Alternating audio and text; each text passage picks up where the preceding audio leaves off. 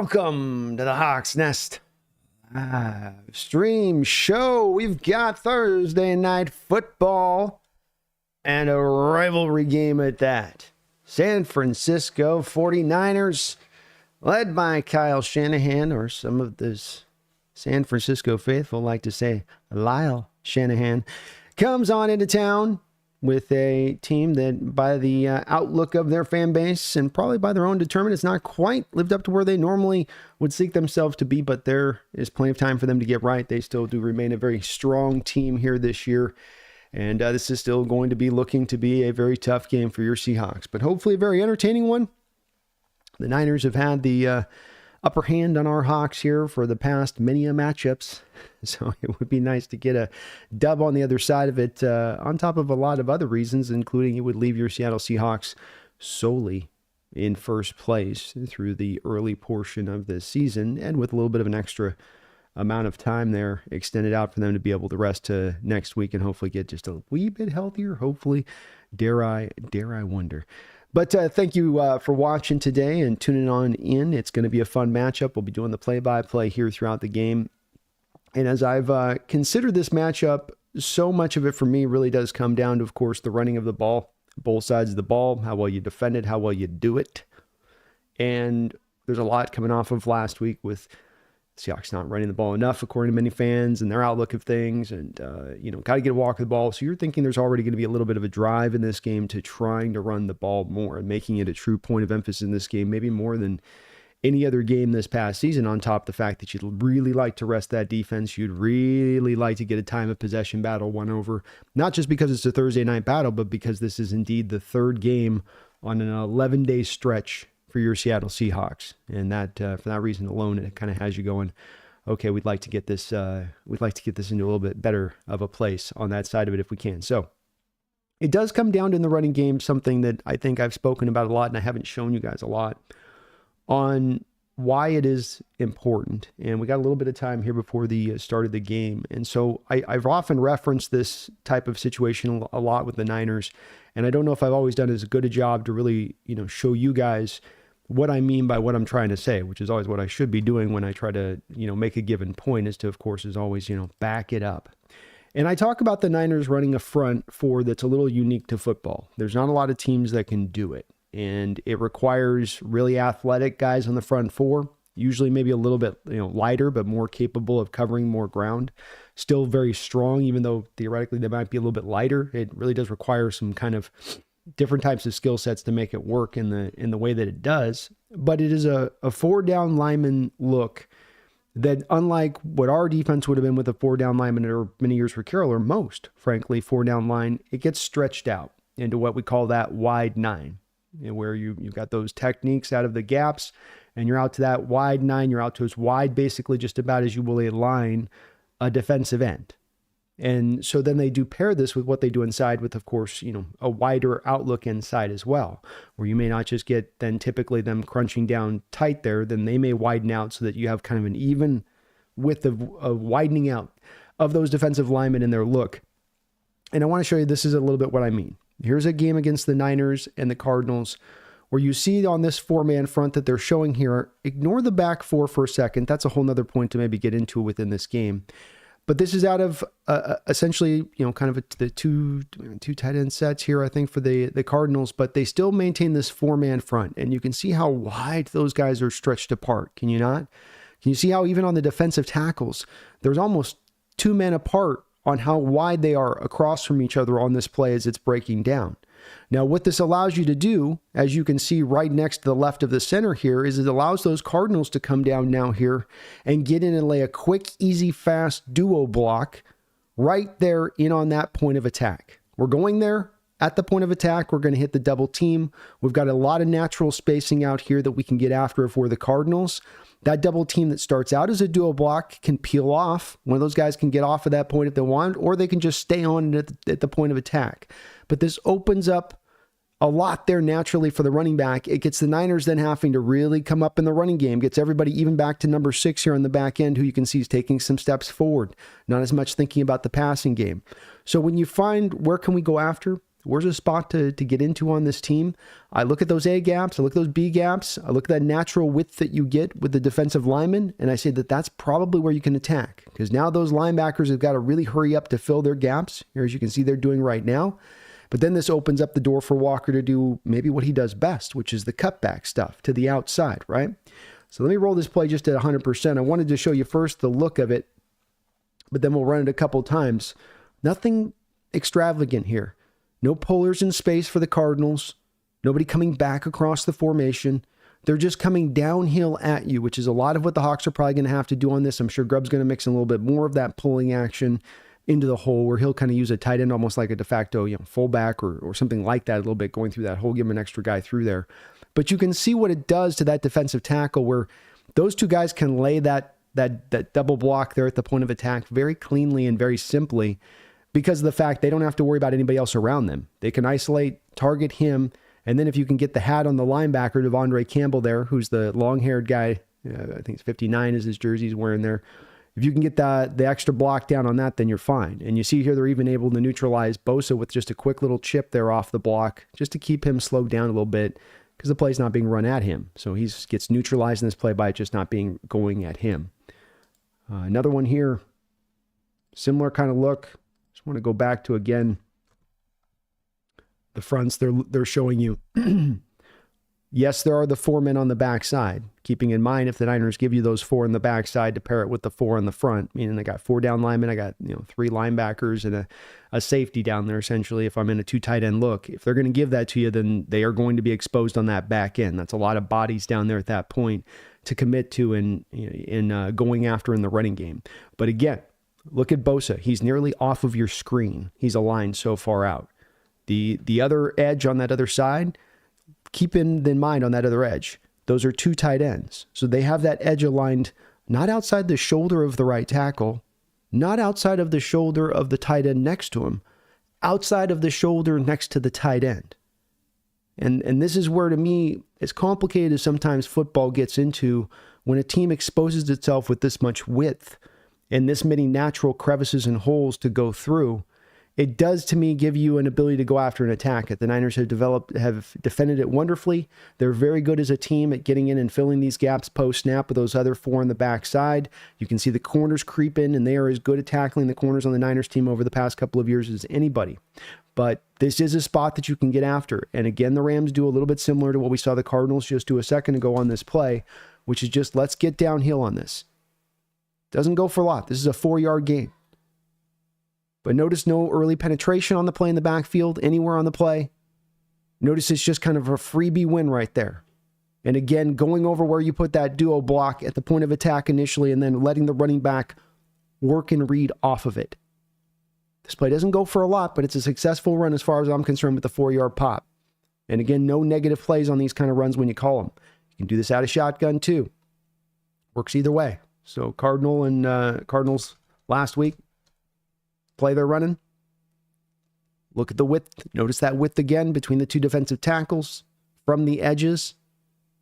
How it just naturally exposes them. 49ers are going to bring their linebacker Campbell up in a blitz here to help out in a run fit. Doesn't work. What do? They still run this right at the point of attack. So notice again a common element to what these teams are doing, and something to notice and look for tonight is where are the runs going, A or B gap, and then notice the runs go right behind the duo blocks. So again, look at him. He's climbing the duo block, combo block, whatever the hell you want to call it here, and then he works off of that. Natural first crevice there, a little crease there off of that duo block, and then you're running back and go crazy. But that's if I'm looking for a way to jumpstart this running game, because this does work well. I said you can bounce it outside. Oh, we're going to bounce it. What happens here? Niners start to press in a game like this against the Vikings. Vikings had some runs in this game up until this point of some success inside. They're coming down to again attack. You'll notice a common stance here of 2 tight ends. I expect a lot of 2 tight end looks tonight. Again, look at the duo block. Where does the ball go? It goes over the duo. The center kind of climbs down quickly to get on Fred Warner here. You get a scrambling of the linebackers to try to get in there and cover that hole. They feel the gap that's there. He bounces it then back outside. So then that's what would then lead to allow Walker to kind of do, again, like I say, what he does best, which is, of course, bounce that ball outside when this kind of situation happens. So a lot can work off of this. It's an easier said than done proposal. The Seattle Seahawks for years have been trying to attack this wide nine and get into these kind of runs. Let's face it, the old offense loved A and B gap power runs. They weren't against that type of stuff. But this is a great defense and has been a really great defense for a reason, because they defend it really well. And they're not going to make it easy just by those natural holes that are there. But they do exist, and would be a way, if I'm Grubb, of trying to attack in this game and finding some real true space and way to make headway there in this game against this team. I thank you guys for watching today. We've got a couple minutes, we're 12 minutes away here from the game starting about or so. So thank you to BK for subscribing there. 3 minutes ago, BK, thank you for subscribing to the channel. Megan has been celebrating 33 months. I might have to change my contacts today. They're drying out on me here. It says Zorn DeLargent. As always, B, let's go. I know you're wearing your Zorn today. This is one we need, Megan. This is one we need today. You can't say, well, this is just any other game in this season. This is definitely a mark game where you're going, okay, let's see if we can pull this one off and turn this around to the other side and make this happen, and really be a challenger in this division. Really be a challenger to not just try to hope to sneak in the back end of the playoffs, even if that is possible, but to truly be maybe a team that can push. And I'm not trying to get big out. Just let's see if we can kind of take care of this first thing, which is try to maybe, be truly a contender in this division. And as we said for years, and as has been the case for years, this starts with taking down the big boys on the block. 10 years ago, they were the bullies. 10 years ago, with Harbaugh in there, he took your Seahawks down pretty quickly. He took your Seahawks down pretty well, even after Carroll initially arrived. But eventually, what you were able to then slingshot off the back of was beating this bully down eventually. And until we kind of do that, I think we got to, hold off on the thinking that we're going to quite get to that spot. But it's going to be fun tonight to see if we can rise up to the challenge. We're at home. We got the throwbacks, primetime television, maybe a little bit of extra juice off the back of that, hopefully. A couple of injury notes to put out here in this game. The Seahawks have activated Artie Burns, 4th-round pick from a year ago, Cam Young, and Ty Akata, a safety, off of the injury report. They've also activated Jamie Sheriff, who's been elevated as well from the practice squad. So those of you that loved yourself Jamie Sheriff in the preseason and were wondering why they cut him, and you really think he could go out there and make some action happen, well, you're going to get satiated tonight. Clinton McCurtis is, I think, got cut. He might go back down to the practice squad here, but he has been cut at this point to make room. It would look like, to me, on the surface of this a bit, that you're going to get some run of Cam Young in here. Probably a good amount of 3-4 looks in this game, if I'm trying to guess some of what I'm seeing from this. We might see a little bit more of Devin Witherspoon on the outside, because Artie Burns mainly does what he does from the slot. So more maybe Artie in the slot, more Witherspoon on the outside in this game, with the loss of Tariq Woolen not being in, of course. And then a Ty Akata may signal as well. One other little interesting wrinkle with this is that Ty Akata may also indicate here that the Seahawks are going to maybe move a little bit of Kobe Bryant to the outside in this game at times at corner. That may be a potential here, especially if we happen to maybe see Trey Brown continue to struggle there on the outside or get picked on. Randall McDaniel, thank you for the $20 donation, Randall. And I do think I'm going to have to change my damn contacts here. They're giving me some issues today. I appreciate that, Randall. As my eyes dry up on me here. Fall. Thank you for the $20 donation. He says, let's have it go. Hey, let's go, man. Let's go. Rivalry week. Nemesis. They call him Nemesis.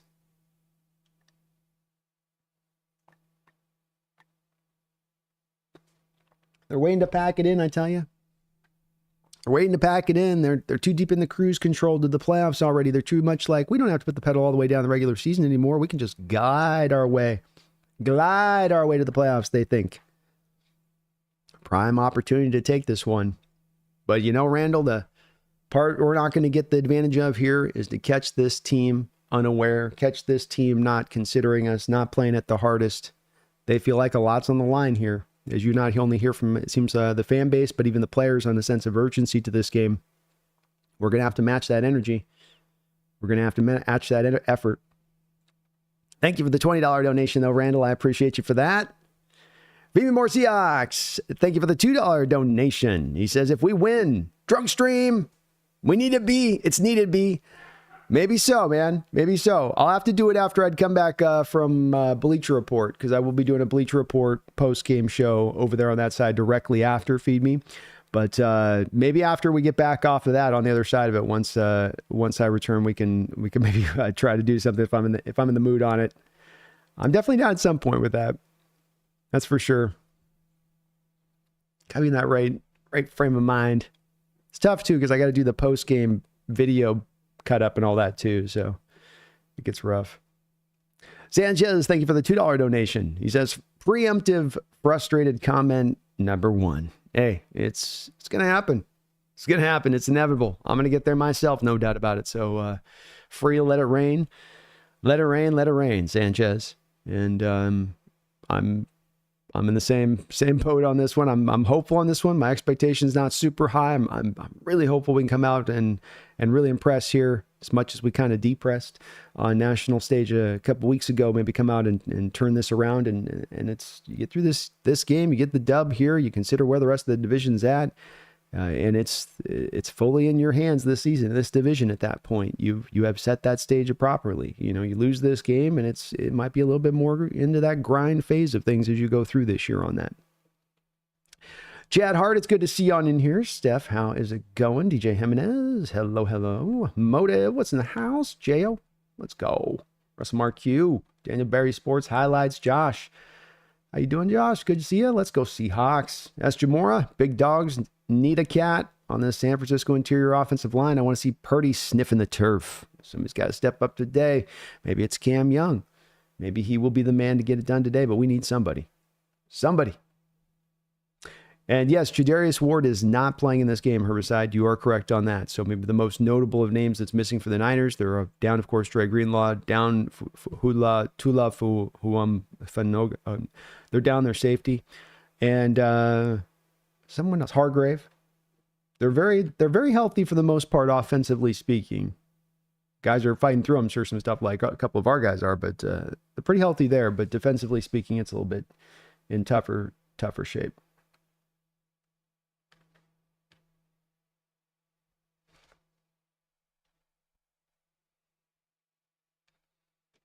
Good to see you, Megan. Michael Myers, how you going? Go Hawks. And Grenade, feed me. 002, hello. Steve-O, what's up, man? Dizzy, hello.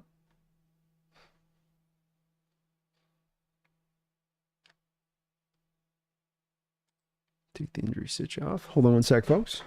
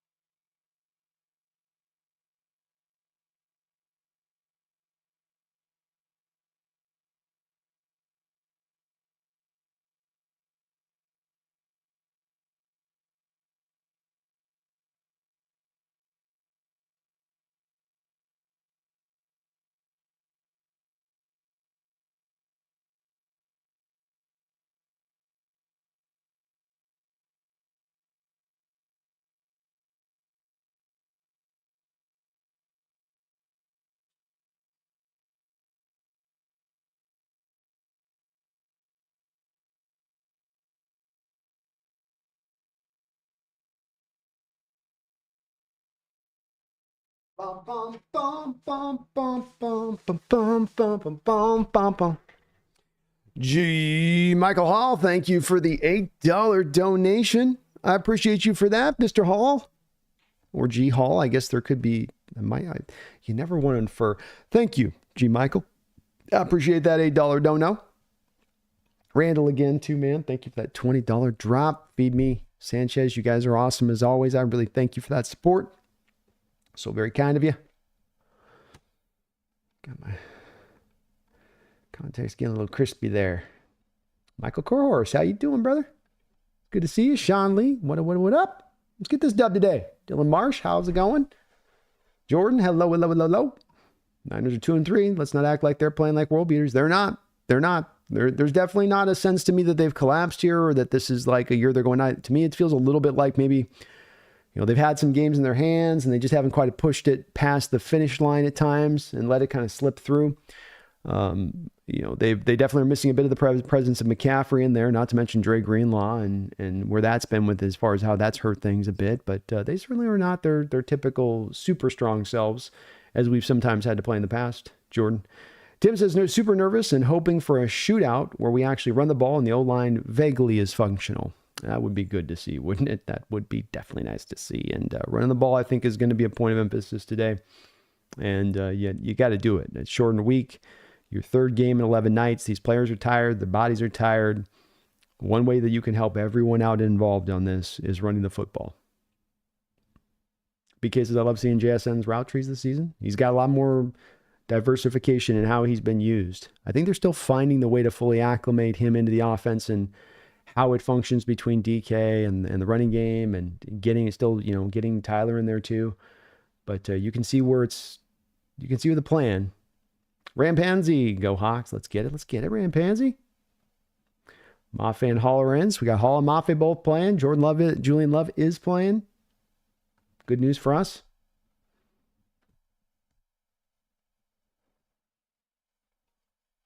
Nicholas, how you doing? Mike, old Greasy Smith, how you doing? Says, let's go 12s. Kick some ass, Hawks. Let's kick some ass. Sanchez, thank you for the $2 don't know. Says, do the Niners pay Purdy? If so, how much?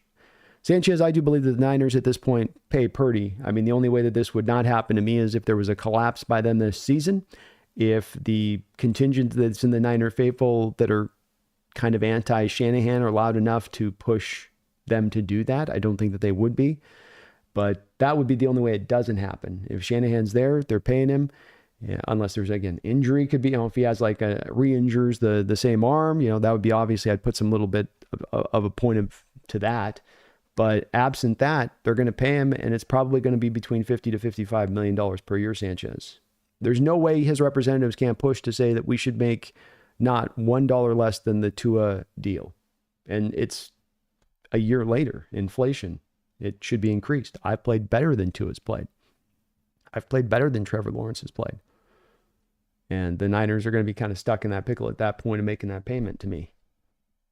And I think that they will pay it, Sanchez. I think that that's where you're going to see a releasing at that point of a Deebo Samuel and George Kittle. And you're not able to repay and keep Shadarius Ward. And you're going to feel actively how that impinges then the roster building ability when you're going to pay a quarterback that amount.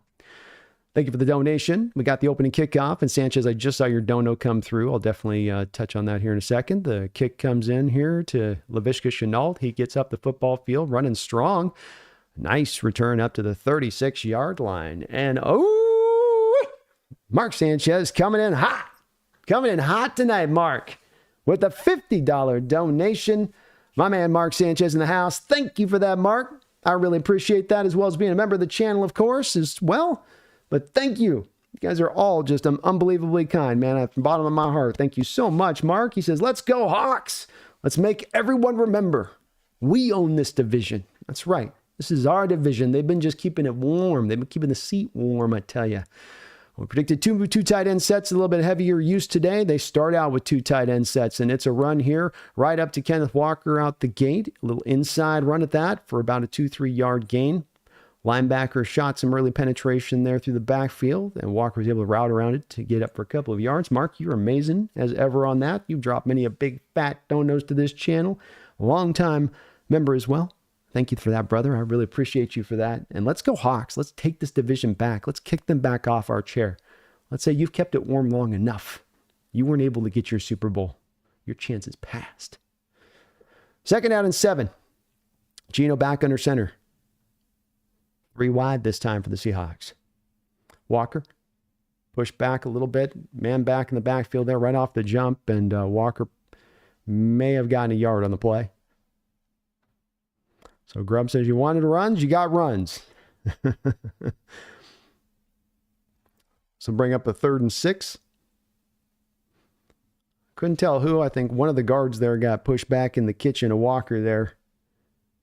It's that part of that early penetration thing. You don't want to see it like, okay, you don't get to push up the field, but don't also allow that walking of me into the backfield thing on a run play. 3rd down and 6. Trips to the far side of the field. Geno in shotgun. Niners, lot of men down. Squeezing the sticks. Squeezing the sticks. Thrown to DK Metcalf. Metcalf up the football field. Metcalf loose down the football field. Woo! Nicely done there. Geno with great patience in the pocket.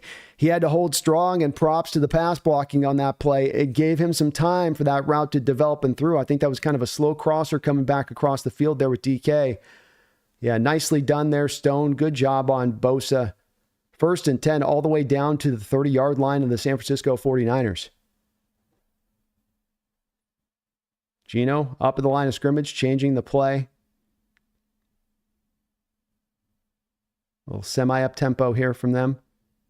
Hand off on a delay to Charbonnet. Charbonnet, little room to work with up the field a little bit. Only getting about 4 there. I like the play design, though. That's just a delayed draw. I don't think we've seen a delay out of shotgun yet this season. That's the first one I think that's been called.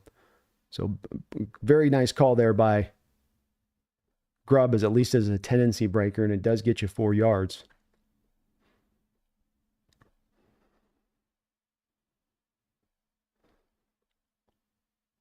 Geno back under center.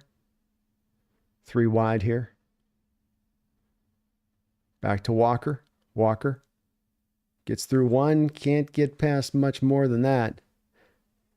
Nick Bosa did a great job there of just setting the edge and then pressing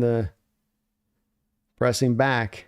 You're trying to go at Stone Forsythe there as an outside zone. It's going to be kind of tough there to Bosa's side today when doing that.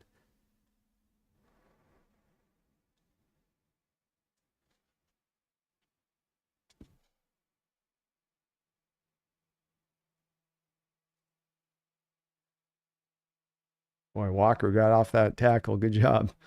3rd down and 5.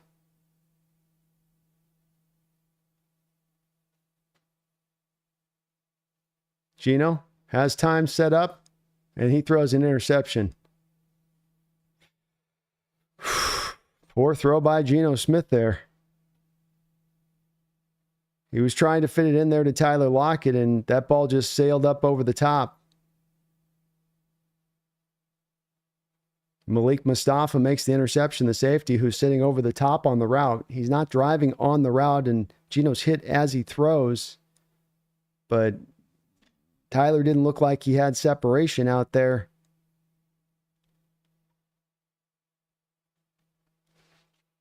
Tough. Not sure what Geno was thinking on that play.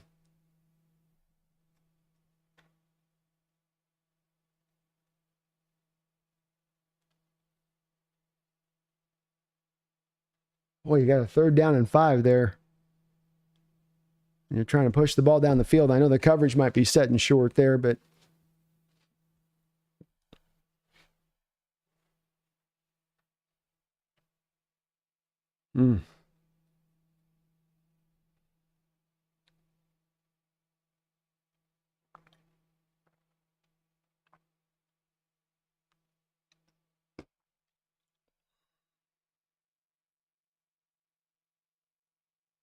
I can't say what he saw there, and they don't ever show you the replay on the play of what was going down on the play on the back end, but it looks like a pretty inexcusable throw there by Geno.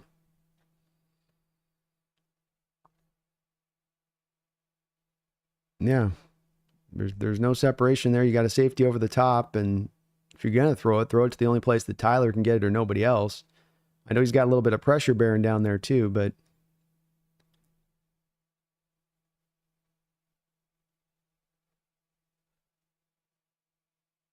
I'd be interested if you're watching the 22 on that to see what instructs Geno on that play to go make that the choice off of the way the coverages roll.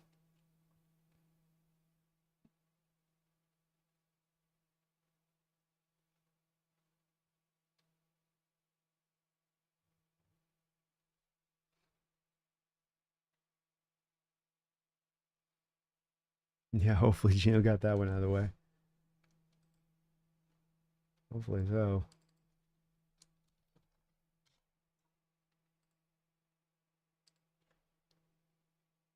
Please do if you can for me, folks. Hit that like button. Helps me show up right now on people that are looking for Seahawks content, looking for somewhere to hang out during the game. They can find it today right now if you click that like button. Helps me to pop up.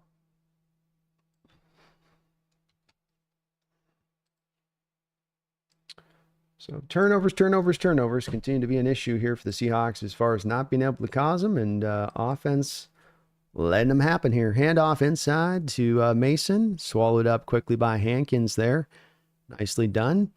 Second down.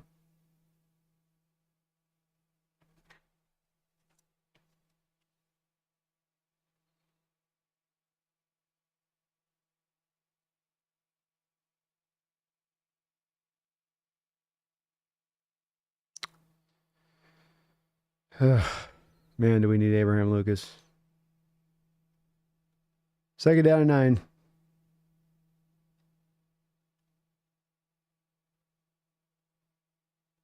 Play action pass here by Purdy. Pressure. Runs around it. He's going to get tackled after a little scramble there for about 7 yards, 8 yards. It'll be about a 3rd and 2, 3rd and 1.5. 10:33 here to go. Niners starting out deep in their own territory on this drive.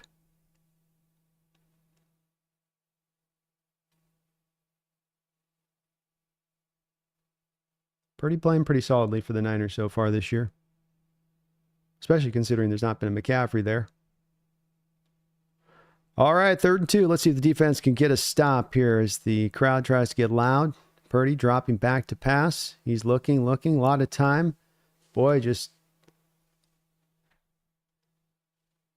able to scramble away for first down. Pass rush just not there, and has a lot of time to kind of survey, and the pass rush kind of runs past him, and then he's able to just kind of run past them.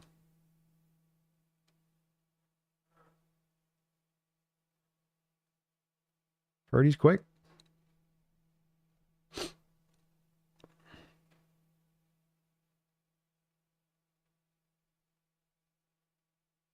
First and 10. Handoff inside to Mason. Mason hitting the backfield, bounces off of it, bounces off another man.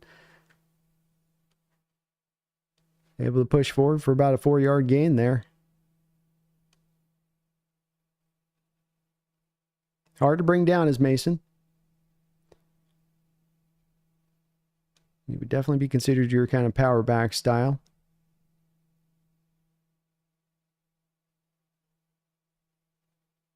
Second down and 6.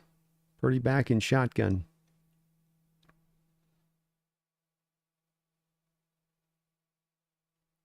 Two tight end, use check and Mason in the backfield. Go with a fly sweep here to Deebo Samuel. Seahawks doing what they can to try to bring him down. It'll be right up near the first down. It'll be short of about a 3/4 of a yard or so of the first down. Little 2-man backfield with Deebo swinging around it on the motion. 8:15 to go in the first quarter.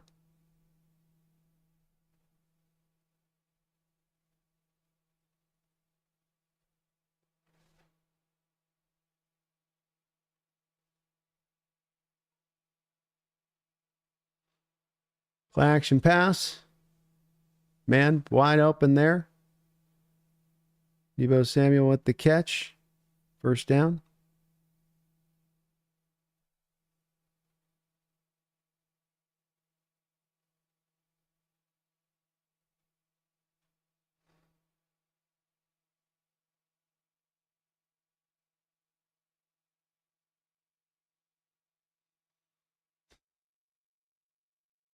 That pass there by Purdy, but a great job by Deebo Samuel to stick a paw back, bat it into a better position for him to be able to reel that thing in. First and 10. Niners up at the 33-yard line, still in their own territory. Purdy with the check at the line of scrimmage. He's going to go to a pitch play outside here. Mason's got room to work with, and Mason's down the football field. He's going to maybe bust this one. He's at the 28, 30, 28-yard line after that run, way down the football field for Mason.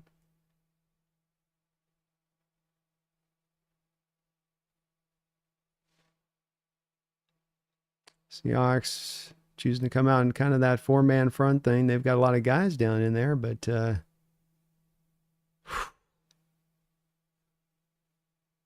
really, one of the reasons I wanted to see a little more, hopefully 3-4 looks today, is you're just seeing a line like that when you're coming that four-man front. And you got the two tight ends, too, and they're just so heavy to one side. I can just overload you like a mofo, you know? 1st and 10. Hand off inside to Deebo Samuel for 5 or 6 yards.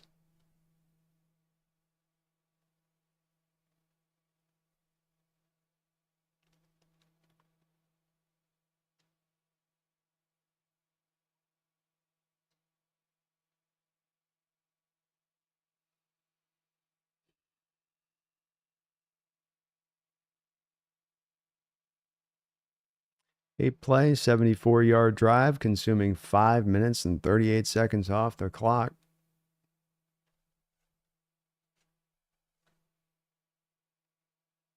Second down and 5.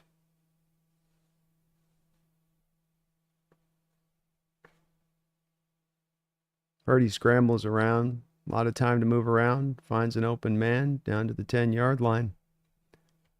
Seahawks unable to generate any kind of pressure right now on the quarterback over the past couple of games, and that's continued forth on this opening drive for your 49ers. Again, just the four-man front stuff. Not running a lot of games or stack fronts or anything extracurricular there. Just hoping that the front four can get the pressure done on their own. And eventually somebody is going to break open when that front four can't get home. It's pretty simple as that on this drive. Pretty simple as that over the past couple of games. Handoff inside here to Mason. He will get corralled there by Jaron Reed after a 3-yard gain.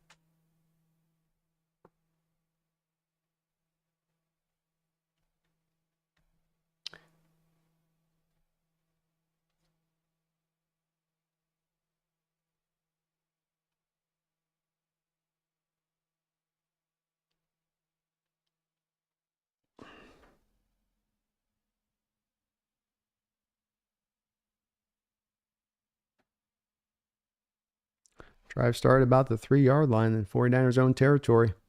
2nd and goal. Empty look here for the Niners. Purdy dropping back to pass. He's got time. The ball will be knocked away there. Jerome Baker comes up. A little bit gimpy after that play in coverage on Mason. 3rd down and goal. Niners have been a team over the past couple of years that have been really good in the red zone. This is a place, though, this particular season that they've had some struggles on for whatever strange reason. Obviously, McCaffrey's absence hurts you out a lot there in that spot as he was so good for them down there in that way. Seahawks come out with a 4-man front. Coverage across the board. Trips to the far side of the field for Purdy. He looks towards the trips. Ball will be knocked away. Artie Burns, nice play out there in coverage by Artie Burns. Well thrown by Purdy. A great play on the ball there by Samuel, but Burns stays with the play the whole way on the fade route to the back corner and able to get a hand in there and pull it out with a paw there. So a nice play there on his part. Keeping his eye on the ball, staying engaged on that part. Can't really call anything as far as an official goes. Deebo, as much as anything, kind of initiates that contact there. So out comes Matthew Wright here in his 4th season. This is going to be interesting a little bit. It'll be a short kick, but Niners did have to pick up an extra kicker this week with Dicker, their main guy, down after getting injured last week when trying to make a tackle. The kick is up, and the kick will be good. So 3-0 49ers after that long opening drive after a Geno Smith interception. And away we go.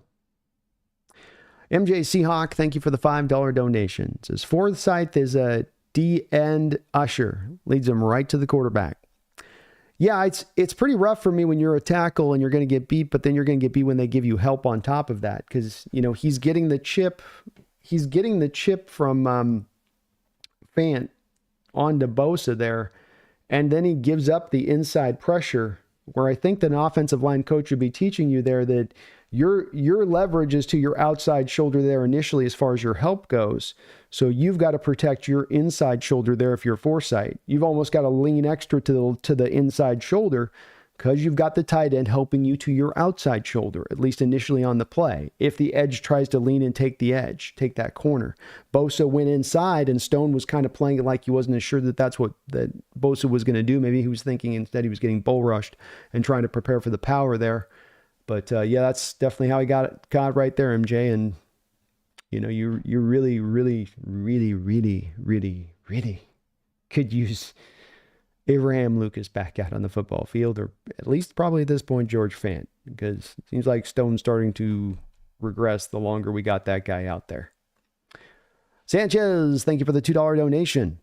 Already seen this game. They run, we don't tackle. First drive alone, to your point on that, Sanchez, I think I probably counted about 5, 6, 7 missed tackles there on that first drive. And thinking that you're looking to start to get a little bit better from previous years. It's still not quite there, but it's still showing up even on that first long drive. You can never seemingly, it doesn't matter whether it's the quarterback or the running back or even Deebo Samuel, it was hard to bring down, but just nobody can you bring down on the first tackler. If you look at our guys, when we catch a ball, or when we, a lot of times outside of maybe Walker a little bit, it's like the first guy a lot of times can bring our guys down. And it does stand out. Yeah, it does stand out. Joshua Carlisle, thank you for the $5 donation. Love the delay handoff call by Grubb. Could slow down the rush. Don't need to beat San Francisco, in my opinion. Just please show improvement. Amen. Amen. I really love that call as well, because I think that that's just one of the ways you can slow down that rush. A lot of times we'll get caught up in the Joshua, the screen game, and that being everything where you go to sort of keep the rush pulled back. But it can be with those sort of delays, especially when you get them running with kind of a reckless abandon through their gaps. And with the Niners at times, those guys are so good at rushing the passer, but they'll be dialing into all of their bag of tricks to get to that quarterback that they'll get themselves out of their rush lanes. They'll get themselves into a little bit of an undisciplined state. That's why rushing quarterbacks have been a problem for them. That's why you see a Kyler Murray last week giving him the peace sign on his way to rush a 50-yard carry down the field. What's going on here? Oh, special teams snafu continues here for the Seahawks, as for some reason D. Williams ends up fielding the punt. Oh my gosh. Man, just the energy the last 2 weeks, just kind of off a little bit. Like everything was humming on this team those first 3 weeks, but boy, it just spun and just like I don't know what's going on, if the team's tight right now a little bit. Has everything just gotten a little bit tight here? Got to loosen up a bit. Like, what are we doing on the kick return? D. Williams, gift that keeps on giving. Hand up inside here to Walker. He's going to be cut down by the cornerback. Now they're hammering those runs that I said that they had to hammer. The 49er cornerbacks look like they're just running up into things where they're just really on early downs right now, going to be driving on that running game. Another quick handoff inside to Walker. Nice cut by Walker. And he runs into the linebacker in space. And that's safety there in space. Comes to a stop there, but we'll have a 3rd and short.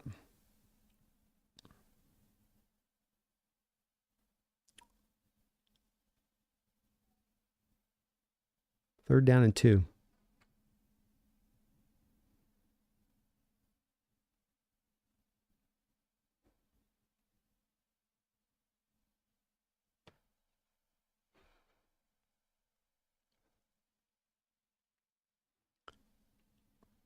Jackson Smith goes in motion prior to the snap. Gino, drop back to throw. Finds Fant. Fant catch the ball. First down. Nice job, Noah.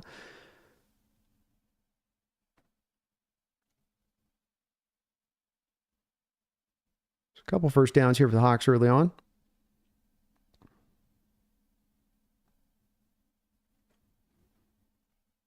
I like that motion there with Jackson Smith prior to the snap.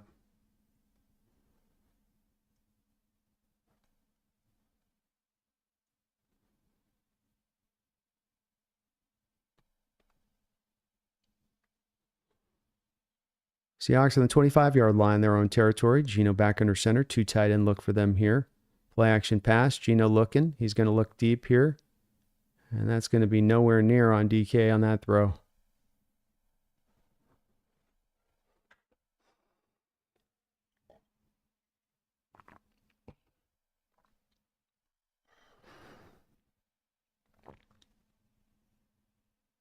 I wish they showed a couple of all 22 shots on these plays on some of the deeper throws here with the interception, that throw especially, to see what was going on there with Geno on those throws. 2nd and 10.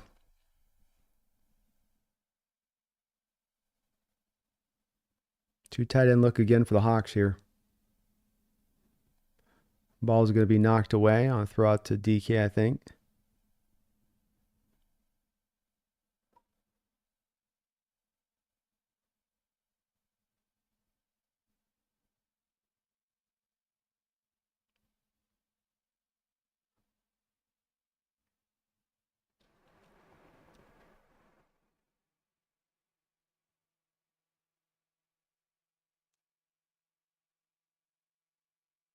Third down and 10.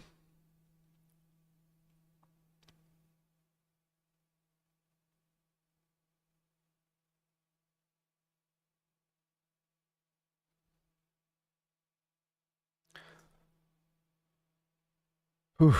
Ball goes through the hands there. Geno trying to get into DK.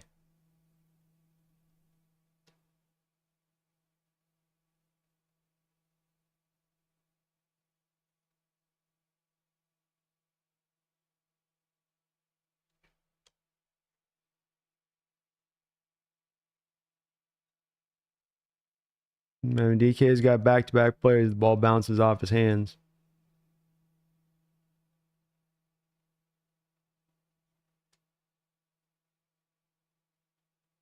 Deep punt here by Dixon. Punt returner falls down, gets up, crawls a while. Seahawks coverage comes back through.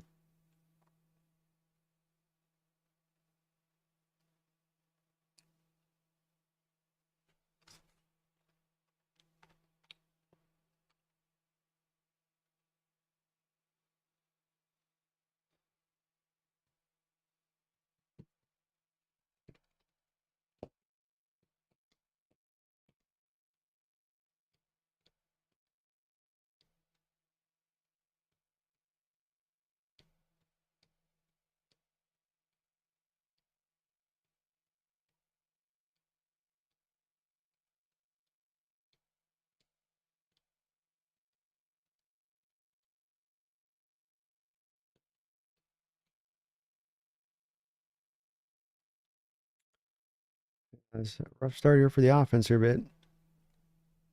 Just a bit.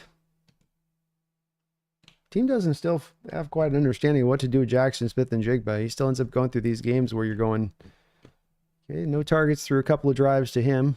Okay, we took in the first round. I got one play there where you got DK doubled down the field. You're going, okay, yeah, I agree. As I'm seeing the comments. You go, where's some of the throws here to maybe some of the other guys here? Not to mention getting away from the run there on that 3-play sequence. Guess there's always that pull. Get back to being pass happy a bit. I think Grubb's also noticing they're driving in on the running game heavy on first down, especially. Like, you've got an outside corner making that play in the backfield on Walker. That says something when you got an outside corner driving down that hard post snap in the running game like that. And as OC, you go, oh, well, we got to come back and try to look back to the shot.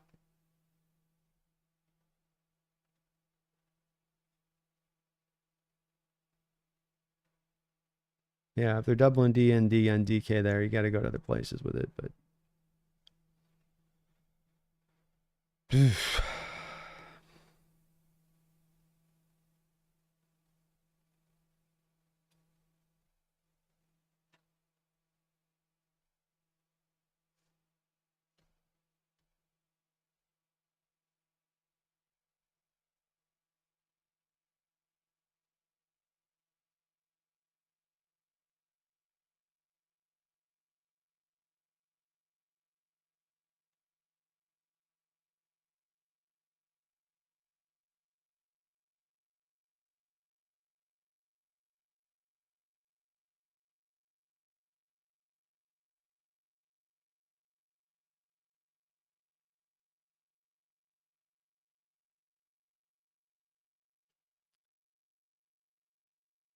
Dropping back here is Purdy on 1st and 10. He'll come underneath to Mason for a completion. Mason pulled down there after a gain of 9. Yeah, DK on the headset there, getting a little bit hot, I'm guessing, with Grubb in the booth over something.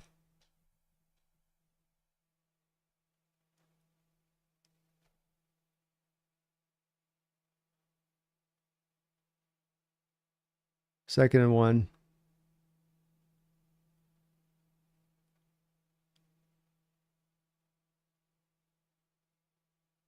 Hand off inside here to Mason. Good job of penetration in the backfield by Dotson and company. Hankins back there as well has played solid to start this game out on the defensive line. So bring this up to 3rd and short. 47 seconds to go in a quick moving first quarter here.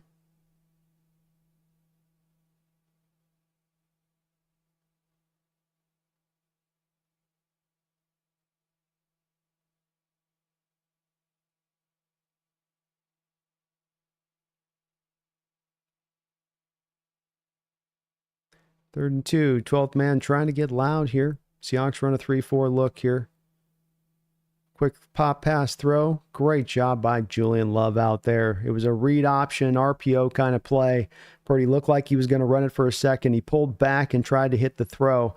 And Julian Love leapt, knocked the ball away there. Very nice defensive stand by a Seahawks defense. Is from just a momentum standpoint there. This game could kind of starting to get twisted a bit sideways here if it's another long drive.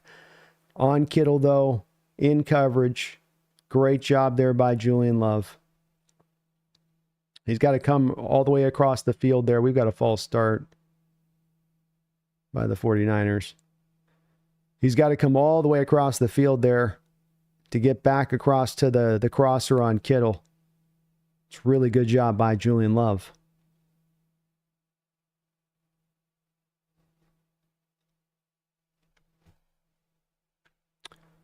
False start penalty, take it back 5 yards. 19 seconds to go in the first quarter here.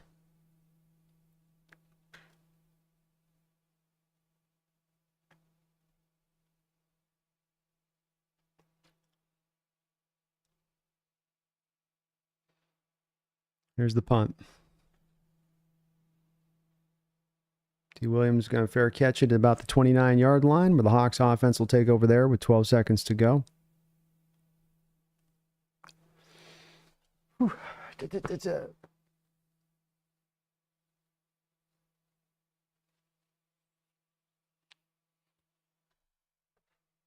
Please do hit that like button, folks.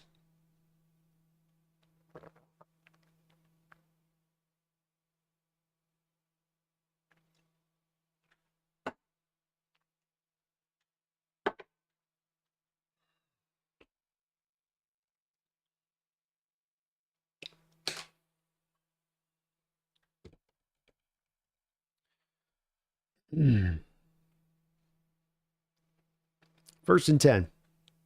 This will be our probably final play here of the first quarter. Gino starts out in shotgun. 2 tight end look again for the Hawks. Niners feeling like it's run. It is a run. You can just see right now, and I know people want him to run the ball a lot, but if you're talking about running the ball on first down here, especially if you're in a 2 tight end look right now, the Niners defense is operating with absolutely assumption here that you're running the ball. You can just see it in the way that the players are moving and how they're kind of coalescing there around the line of scrimmage and the communications they're having, and it's very obvious they're jumping on when it is a run play there on that inside on first down. Just from breaking a tendency standpoint, I know we want to not pass there, but it's going to be hard not to do if you're seeing that from an OC's perspective. Sanchez, thank you for the $2 donation. He says, are Shanahan and McDaniel doing the same drugs? I don't know. I think Shanahan's more struck me as more of a, likes himself a little drinky poo. You know what I mean? He's more of a, nothing like the sound of a couple of ice cubes clanking in the open, in the dark of night.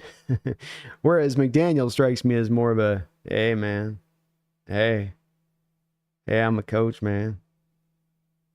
I'm the coach of the Dolphins. How about that, man? There's a little bit of that to me on the other side. I don't know. Maybe they cross-pollinate on that, though. Maybe when you get them together, it's the worst because they bring each. They're like, here, have some of this. No, you have some of that. No, have some of this. William Leonard, thank you for the $2 donation. He says, happy birthday, Geno Smith. Let's effing go. Hey, let's go. Happy birthday, Geno. Happy birthday, Geno. What do we got? 34 today, I think. 34 years young for Geno Smith. First quarter there for your Hawks. Geno 2 of 6, 37 yards, an interception. Walker 6 carries, 15 yards. Charbonnet 1 carry for 4 yards. And the Niners on the other side of it here with Purdy 3 of 6, 33 yards. Mason 5 carries, 45 yards for him. And no sacks. Couple quarterback hits for the Niners. No quarterback hits, no sacks for your Seahawks.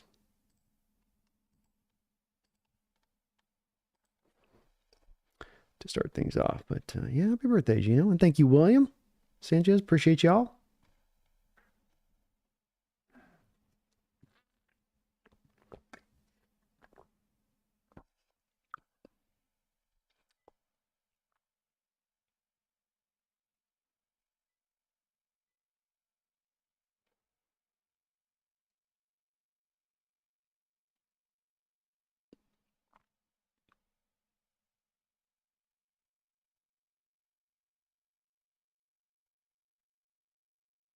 Tell you what, you want a first down play where you're thinking maybe like flea flicker kind of time to call a flea flicker is the way that this Niner defense is playing the run on first down, the way the corners are playing the run on first down. Flea flicker wouldn't be the worst of approaches at some point in this game as a way to maybe counter that. Second down and 8 for the Seattle Seahawks. Geno back in shotgun. 3 wide here.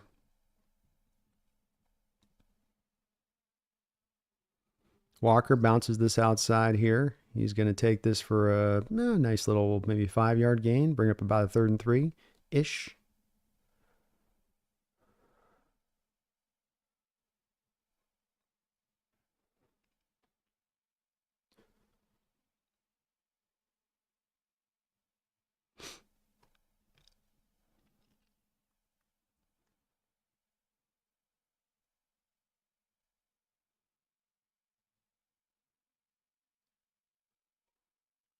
Geno in shotgun here.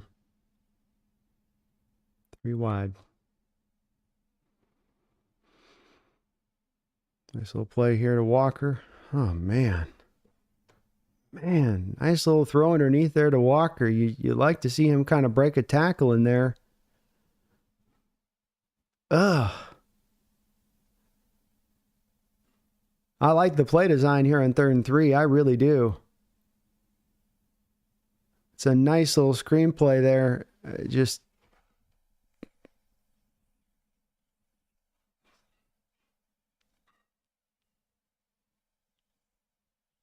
can't get Warner cleared out.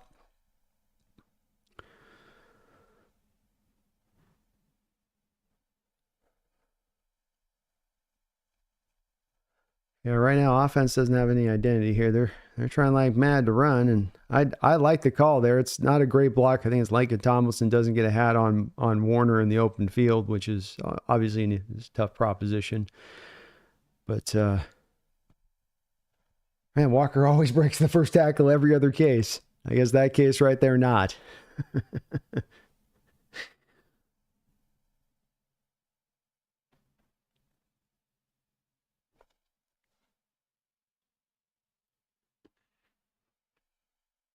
First and 10.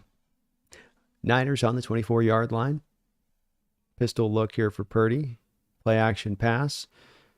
He's looking to throw it deep. He's got a man wide open. Deebo Samuel in the open field will catch it and run down the field for a touchdown here. Blown coverage on the back end completely.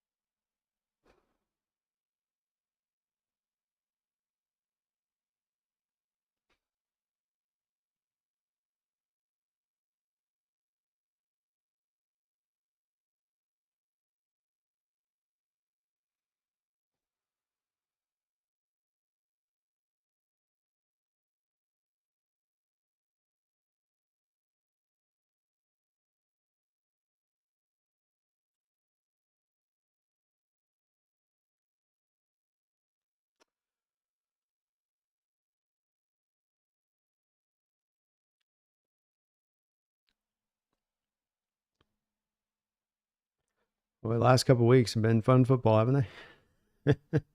This has been some tough watch. Tough watch.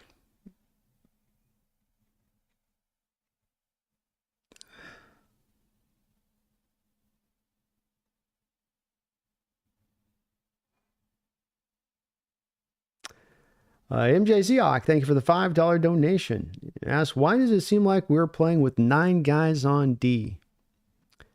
I don't know. That's a good point, though, and a great way of putting it. Not one I put, but it's absolutely on point with it. You know, you thought you get with again a D that makes it feel like you got 12 guys, 13 guys on the field, but indeed it does feel like you're missing a guy or two out there. And I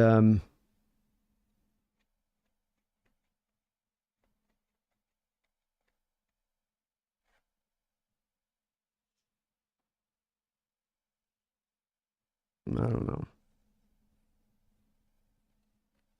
I'd much rather be hit over the top for a deep play if I'm getting caught like blitzing rather than trying to drop into zone. And I haven't, because again, the telecast has got an absolute impossible ability to actually show us a replay of clearly showing what happens on a play. They have to show us some super close mode. These telecasts are so god awful horrible. I don't know how you guys do it. You don't have all 22 to really be able to go back and see what happened on these plays.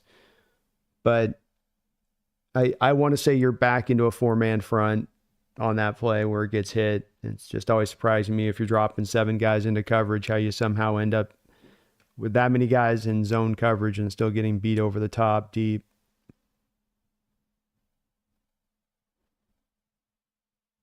Especially beat over the top deep where a guy is that wide open. I mean, was contextually that play set up for Mafe to cover Deebo Samuel 45 yards with depth to the corner?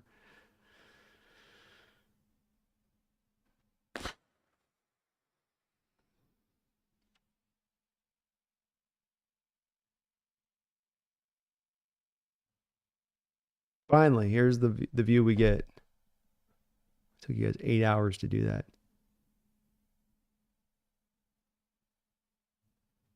Yeah, I think Julian Love just got pulled to the wrong side of the field there. I think he's got responsibility to that side of the field, and he was getting pulled to the right.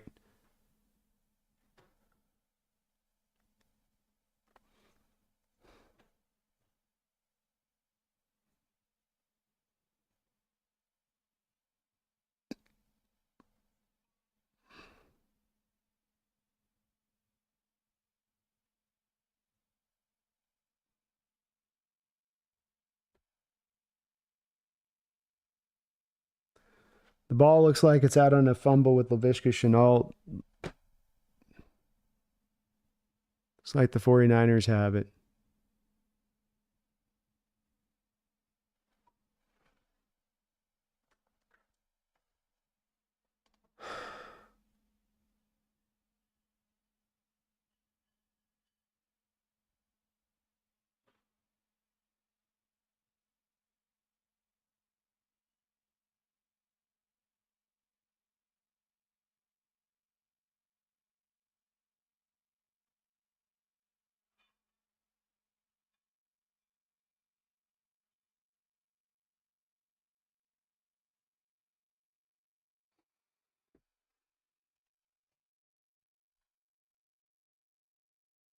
Laviska Shenault had a fumble, and the guy knocked it out, and it's out. It's a fumble. It's Niners ball.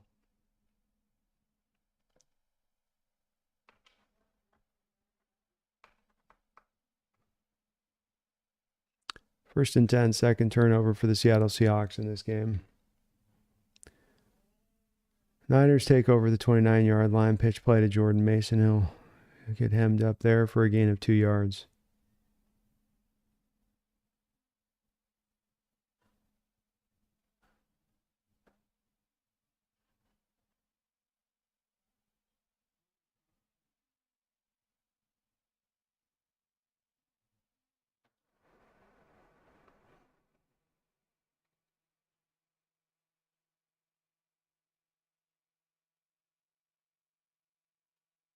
Second and 9.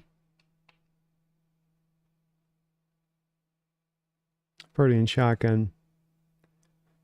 Hand off inside to Mason. Mason will take it for a gain of 3 or 4 yards. Bring him third down and short.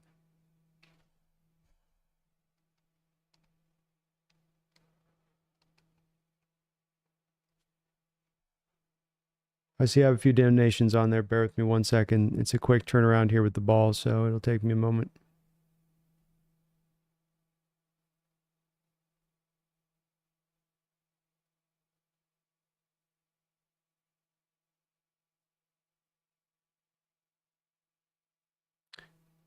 "12 minutes to go in the second quarter. Purdy back in shotgun. 24-yard line, Seahawks territory. Seahawks bringing a blitz. Blitzer completely run past him. Boye runs past him. Nobody can seemingly ever tackle a player on this team.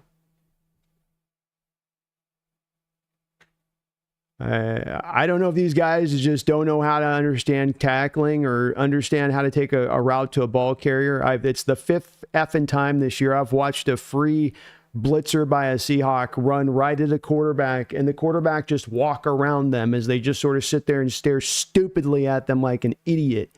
Huh? Which way did it go? Which way did it go?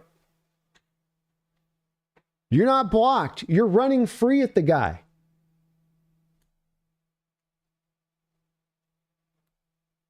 How miserable at your job do you have to be?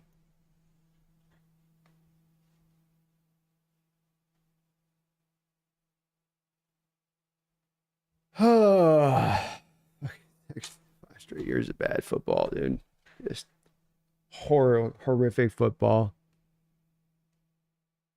Just like, give me one thing on the team to root for at least, maybe. Just like one thing I can like that's not completely also got something piss poor to the other side of it. Russell Mark Q, thank you for the $2 donation. I appreciate you for that, Russell. I get patience, but this is just bad football. Shaking my head. I see the same thing. I don't understand how it's got to be this out of whack, how a team almost can look just unprepared to play the game. Like, just unprepared. And it's not just a new McDonald thing, by the way, where all I swear to God, Carroll, this is why you don't move on from Carroll. Okay, it wouldn't be any better with Carroll. Stop with the Carroll stuff. All the people who got their little pre-ignition loaded on that, go somewhere else with that. I don't want to hear any of it tonight.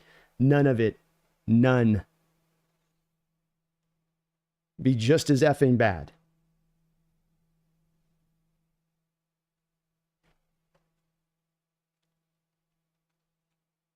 But yeah, bad football, Russell. Bad football. Stupid ass errors, stupid ass mistakes. Special teams now that's the place that has now suddenly, I guess, going backwards. Great job, Harbaugh. D. Williams, great pick. You guys today start us out from the 10-yard line, and then you get a fumble on a day where we can have no room for error. Really effing prepared. Simjozen, thank you for the $10 donation. I appreciate you for that, Simjozen. Sorry if I mispronounce the name. It's a tough pronouncing that with the Z and the J together. I struggle with that one. He says, I mean, it seemed rough, but Mafe run was good. Bad tackling, but the effort is there. It is still early, and the playing is good. Let's calm down. I will do my best, man. I will do my best. It's I just think you just want to see, it's just because it's competitive, you just don't want to see yourself outclassed. And I think this is the third week run of feeling a little bit outclassed on the field to begin things, which is the part for me that makes it a bit tough on it, Sim. But I'll do my best, man. I'll try my side of it here. Thank you for the donation. Janet, thank you for the $5 donation. Says there has to be some accountability for the atrocious special teams play. Well, the Harbaugh experience can be a one-year Harbaugh experience if this is where it's going to continue from, because he looks in over his head here with the job he's been given. I don't know if it was a favor back to the old ball coach there by McDonald, but I do miss Larry Izzo, who had this team and special teams unit much more capable shape and how he had them playing. 1st and 10 here for the Hawks. We'll down the kick and take over at the 30-yard line. But thank you, Janet. I appreciate you that. Mr. Mark, thank you for subscribing. MJ Seahawk, thank you for another $2 donation. If it's kicked into the end zone, zone down it. Yeah, I agree with it. just at this point, just down and get the offense out there. I mean, at this point, I'd love for the special teams to be able to be potent and a part to hit. But at this point, they just got to stop making mistakes, stop with the fumbles, stop with the causing us to be deep in our own possession. I'll just take it at the 30-yard line at this point, considering where it's at. 1st and 10 here for Geno at the 30-yard line. He'll come under center here. Hand off to Walker. Penetration in the backfield. 5-yard loss on the play by Walker.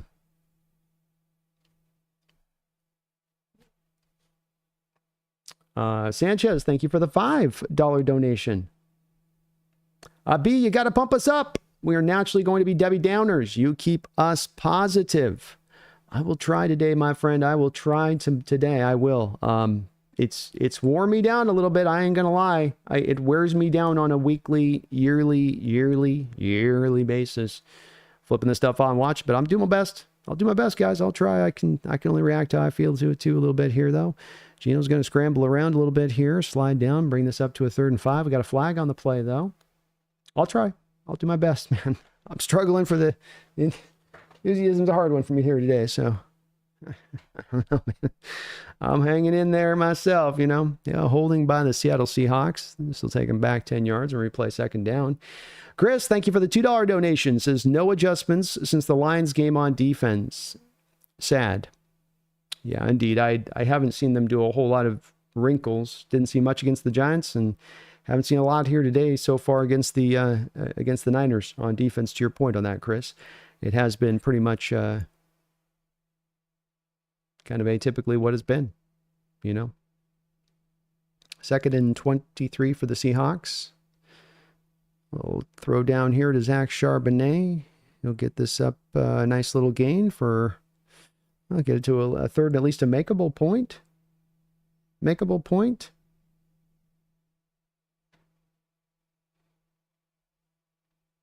Geno's going to run hurry up here on 3rd down and 8. Looks like we've got a false start. A little free play here for Geno. He'll loop it up over the top and not able to take advantage. Boy. I like the hard count, though. Good job by Geno there to get Nick Bosa jump offside.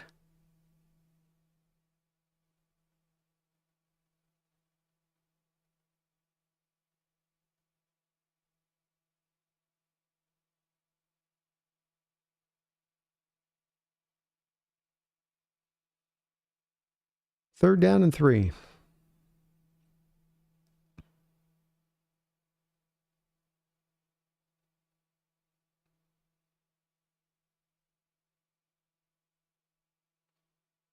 Geno. Bad throw to JSN. Throws it over the top of his head, falling a little bit away on the throw. That'll bring up 4th down.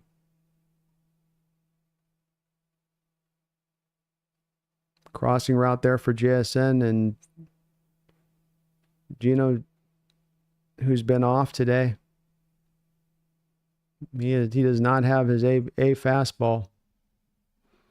There's been a few throws, the interception, but there's been a couple of throws he's missed here. That's kind of a pretty remedial throw for an NFL quarterback. He's got a pretty clean pocket. I don't know how he misses that up over the top of JSN's head there. Marty, thank you for the $3 donation. Says, sell the team to Kathleen Kennedy. You know why. I know why, indeed, Marty.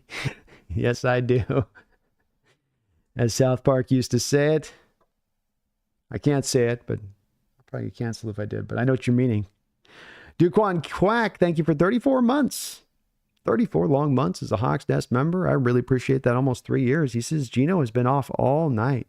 Yeah, this has been the least impressive that Geno's been all year. You're picking a hell of a game to decide to play your worst game of the year.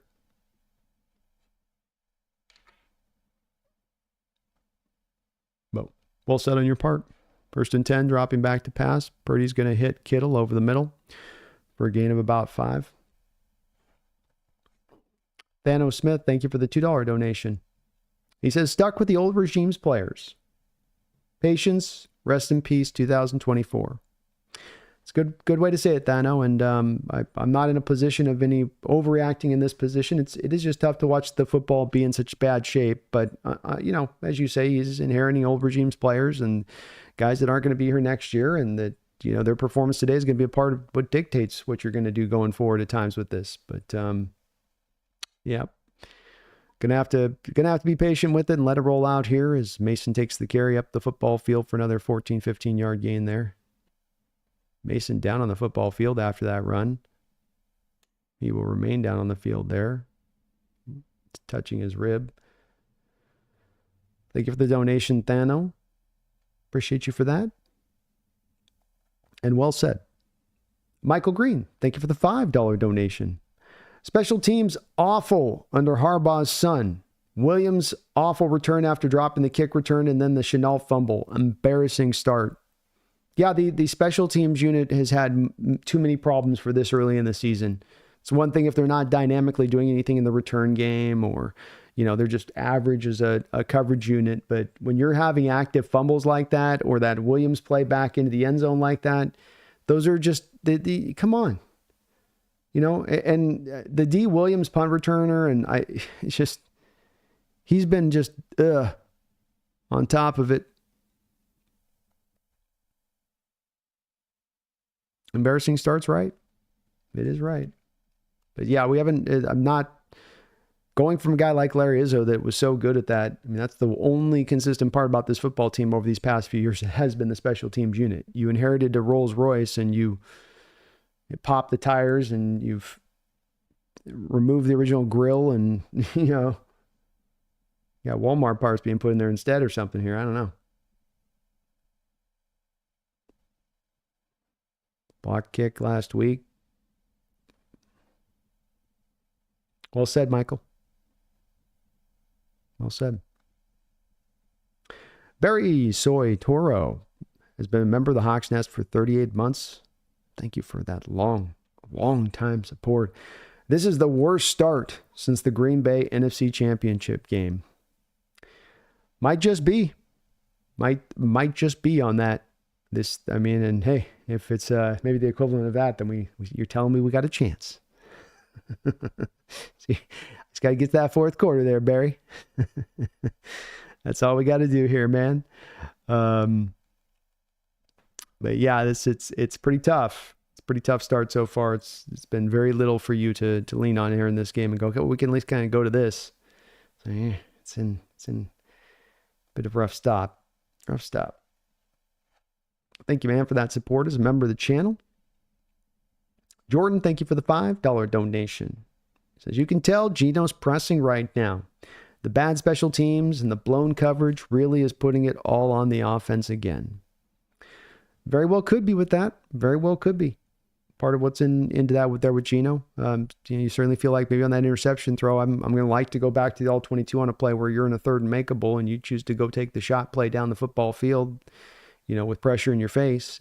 Was that the choice to be made? Was that the right decision there? And, he's usually so very accurate with his throws. And when he isn't, it's normally because he's hit or he's knocked off a spot too. It's been a little bit weird on a couple of these throws to see them miss or so poorly thrown, and he's not really under necessarily pressure on those particular passes. I think the offensive line hasn't played bad here today so far, and Jordan Mason is going to go to the locker room for the San Francisco 49ers after that last run. But that could be very well a good explanation for what's going on there with that. And, special teams can't afford to have them playing like this. You need them to hold up their end here. You need them to be a team there that just don't blow it. You blew it. You blew it. Hand off here to Garendo, who will take over for Mason on first down and get a gain of 3 or 4 yards for him. Snail, thank you for being a member of the Hawks Nest for 20 months. This is the 49ers. Maybe it's good to be down early. Well, that's the key, man. We just got to get within 10 points by the fourth quarter with Shanahan. That's the whole key to him. It's the whole key to solving the Shanahan mystery. Let's just get within 10 points by the fourth quarter and you're good. Second down and 7. I formation look here for the Niners. Play action pass, dropping back to throw. Wide open. Brandon Ayuk, first down.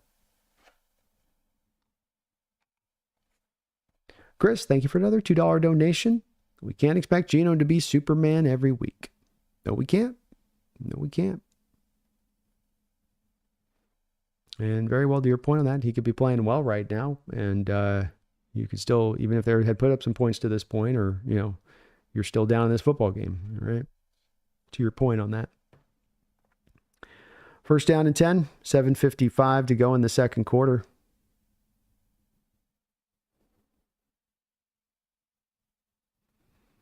Play action pass. Throw will go to Kittle. He'll be chopped down by Witherspoon there after the catch quickly. Nice play by Witherspoon in coverage. Second down.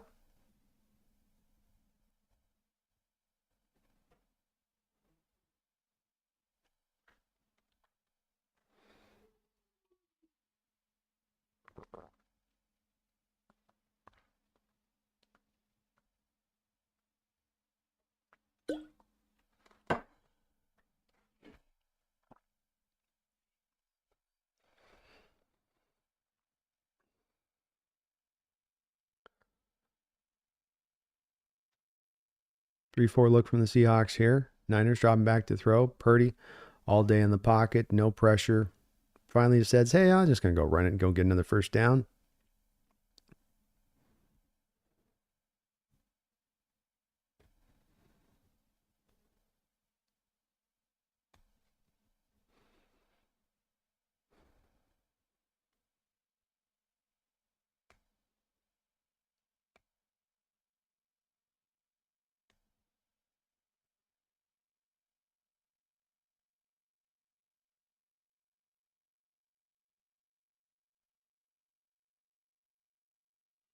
First and 10. Niners and Seahawks territory. Pitch play to the outside. Guarendo's got it. He's taken down here by Mafe. Good job. Be about a gain of a yard or so. 6:11 to go here in the second quarter.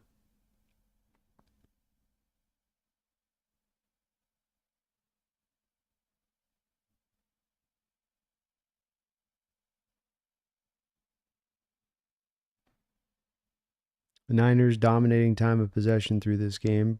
Almost 15 minutes to Seahawks 9. Seahawks started with the ball to be in this game. Niners do get it after halftime. Second down and 9. Pitch play to the outside. Deebo Samuel takes it for a gain of about 3 or 4. Third down.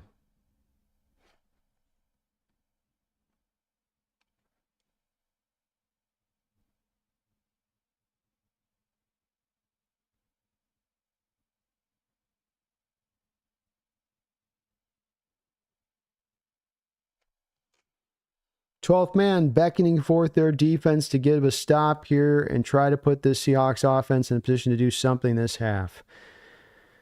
Seahawks come out with that 4-man front again, refusing to blitz.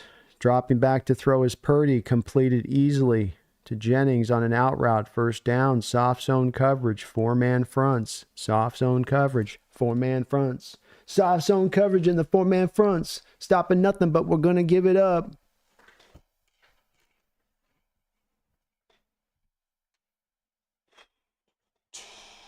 Do do do do do do do do do do do do.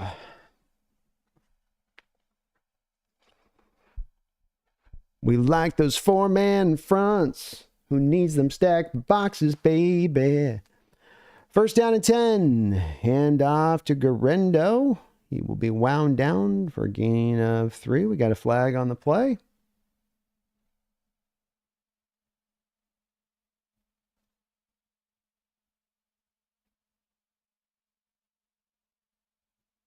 Oh, it's on the Seahawks. We'll have a face mask on them. So that will be an automatic first down.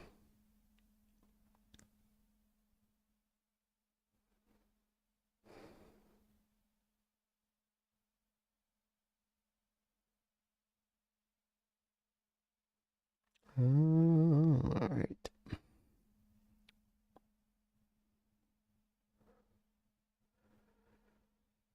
First half clock continues to wind down to 4 minutes to go here.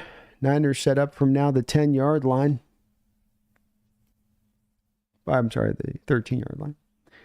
Handoff inside to Guerrero. Leonard Williams gets off his block and makes the play in the backfield. This will be second down and long.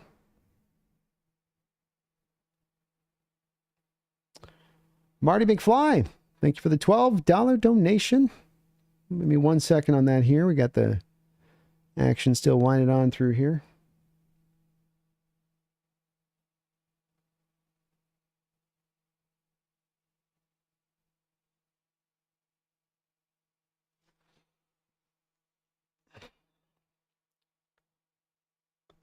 Second 11 for the Niners.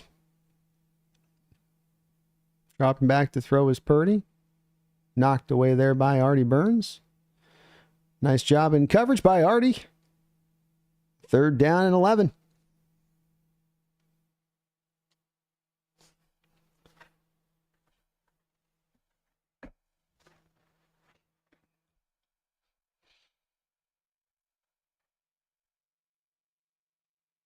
Three minutes and 16 seconds to go. 12th man up on their feet trying to get this defense to get a stop. Brock Purdy back in shotgun. He drops back to throw. It's a screenplay to Cal Juszczyk, and it's snuffed out by Jerome Baker. Fourth down. Good stop by Jerome.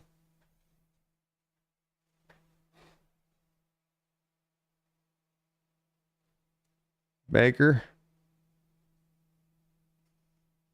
snuffed it out the whole way. He saw it the whole way there.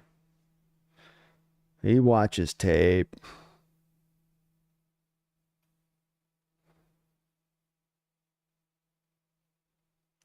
Here comes the field goal attempt, 35-yarder for the band they just signed off the street this past week. Wright kicks it up, and through the uprights, the Niners will take a 16-0 lead against your Seattle Seahawks. Marty, thank you again for that $12 donation. He says, had to get drunk for this one, but my live game from Prime has been scuffed for the last 5 minutes. Almost unwatchable. Hope it fixes itself. And the returner literally set the ball on the guy's knee, laughing my ass off. If there's a game where maybe it's almost for the best if you lose the connection. Whoops, folks, the connection's out. This one might be the one, Marty.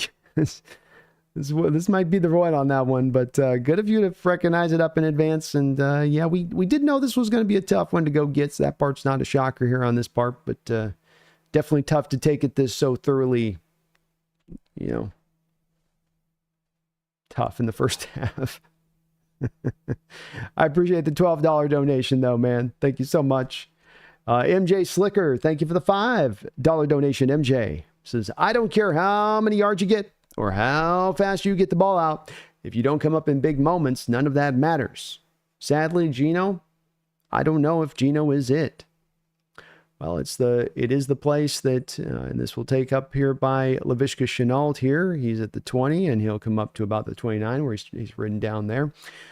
This is the place, MJ Slicker, that a lot of a lot of not sure. Let's go to the not sure and try to not straw man it, overstate it, right, MJ? Where maybe some of those folks that are on the line with Geno would say, okay, he has done this stuff in the past couple of years. I can acknowledge that. But where is the place where he's beating a really tough opponent? Where is the place where he's rising in those kind of games? I'd say, I've got the Lions game last year where that's a team that got to the conference championship. You beat at home, and that was Geno doing it and doing it heartily. But that is something that's going to be, mentioned on the back of this kind of game, and this performance is going to continue throughout. Handoff inside to Kenneth Walker. He's going to get swallowed up there inside, gain him about 3 or 4 yards. So it is a fair point, and it's going to be a point that's going to be brought up, and one that has to be considered, MJ Slicker, too, for the fact that you've got to decide as well on this do you want to spend $45-50 million at that quarterback position going forward? Do you want to go cheaper? Geno and shotgun here now, 2nd and 7. This will take us down the 2-minute warning. I don't think they're going to get the playoff in time, and they won't. Seahawks do have all 3 timeouts. They will come back with a 2nd and 7 after the 2-minute warning. Appreciate you, MJ. Marty, thank you as well. God's Gang, thank you for the $2 donation. We need someone to step up on defense.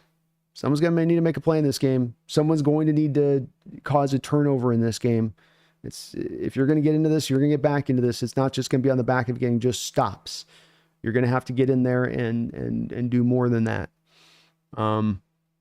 So let's see what they can do. And if somebody does, jump up to take those reins at this point, but that is what is in dire need right now. No doubt about that. Appreciate the donation. Lethal Lance, thank you for the $2 donation. He says, this team lacks the hunger of the 2013 undrafted free agents, late rounders. I definitely think that's something that stood out readily last week and probably to this week to another degree on that. To your point on that, Lethal Lance, where, there is a time where you wonder a little bit about the level of intensity, the level of buy-in, the level of spirit of I'm out here to give everything I can versus I'm punching in, I'm going to do my job up to what's expected of me, and that's all you can expect out of me. And now I punch out. And there's a bit of a difference in attitude on that. It's not something you can always tangibly point to, but something you feel as you watch the game and you watch the players roll. And you're seeing a little bit of, I think, that same kind of feeling that I'm getting, where there is a lack of that intensity, lack of that buy-in. And this also is carried over from last year. That's that thing where when people want to try to go to this of, not McDonald, not just, no, this is more of the inherent problem that existed within this ball club the past couple of years, is that you've not been feeling that intensity level out there. And last year it was certainly at the same kind of place. It's hard for us to understand it of those that watch this game and love this game, and that you get a chance to play this sport. You've played millions of dollars to play this sport, and yet you come out and you look flat. You look like almost like you don't want to be there a little bit. It doesn't always make a lot of sense. Barry, thank you for another $10 donation. I appreciate that, Barry. He says 16 points is better than 28. Hey, you're 2 touchdowns away in this game. And you do have the ball right now here before half where you can go down and at least get some points here to start that process up on the other side of getting back into this, if you can get back into this. So it definitely could have been worse this half than it's played out. Being able to keep those Niners out of the end zone as they get down there close could help and aid you getting back into this game. That's for sure. And we do know Barry, as was said earlier with Shanahan, the one thing that he is somewhat renowned for at this point is giving up those leads. 2nd down and 7. Geno dropping back to throw, finds Jackson Smith and Jigba all the way down to the 50-yard line there for a first down. Nice job by Jackson. Very good throw there by Geno.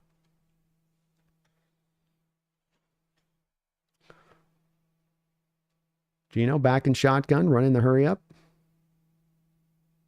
Just going to change the play here.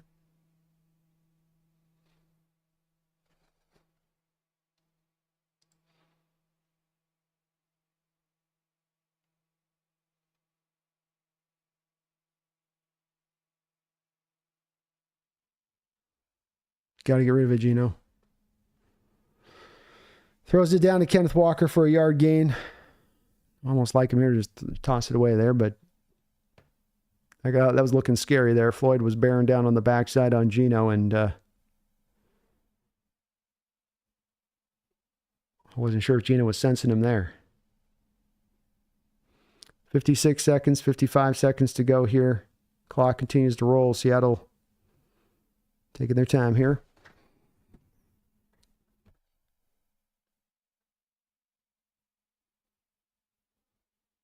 Geno going up top here to DK. DK looked like he's open. Looked like maybe Geno saw him a little late there. Ball again looked like it might have been into DK's hands. I don't know if the guy got the hand in there late. Yeah, the guy got the hand in there late on DK, so I think Geno's got to throw that a little earlier. Like, that's got to go there. You got to throw it. And he throws it back into the coverage there rather than leaning the throw away. Like, if you put the leverage of the throw out away from DK, there's no player underneath to undercut that. He brought it back to the middle of the field, and he gave the defender a chance to undercut the route. Seahawks are going to call a timeout here on 3rd and 9 with 39 seconds to go in this first half. Yeah, that's not if you guys want to knock GK on the other 2 throws in that first half, I'm with you on that he should have caught those. That one, the defender got his hand in there and knocked the ball through. And Geno throws it to the leverage over to the pylon there. Throw it to the pylon instead of throwing it back to the middle of the field. You throw essentially DK in the spot to go run under it and go make that play. So I think Geno waited a little bit of a heartbeat too long on letting that ball go, and that's why that wasn't completed there. Duquan Quack, thank you for the $5 donation. Says the defense is still showing fight It's just that the offense looks like it's going through the motions right now. Shaking my head. I think there has been a bit of that feeling right now. And yeah, I've been in a bit of the same place with that. 3rd down and 9. Well said. Blitz look here from the Niners. They drop out of it. Geno looking. Nice throw out there to JSN for a 1st down. JSN, good job catching that ball out away for his body to get a chance to get the feet then down rather than trying to let it get into his body on the catch. Beautiful throw, beautiful catch. Nicely done.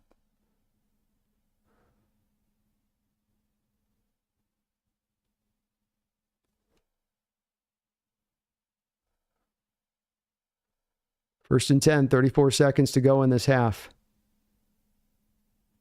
Seahawks have 2 timeouts. They're on the 31-yard line. Geno dropping back to throw. Lets it rip to Fant. Fant makes the catch. He's ripped down. Timeout. Timeout. 28 seconds to go. Seahawks will take a timeout there.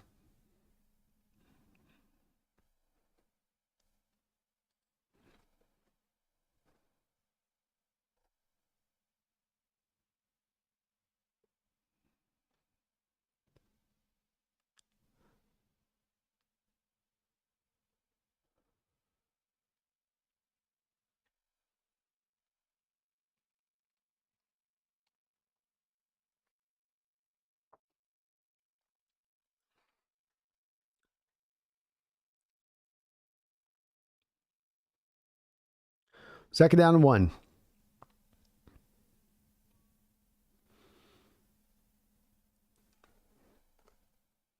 Geno, quick snap.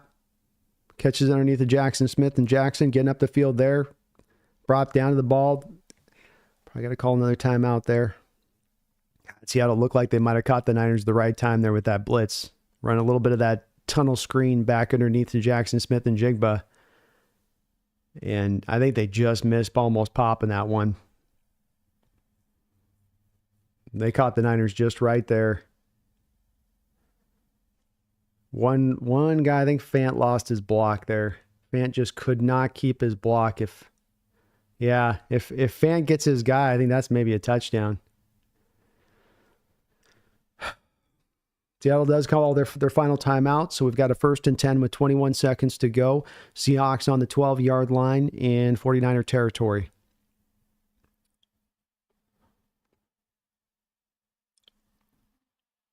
Jackson goes in motion, 3 wide for the Hawks. Geno dropping back to throw.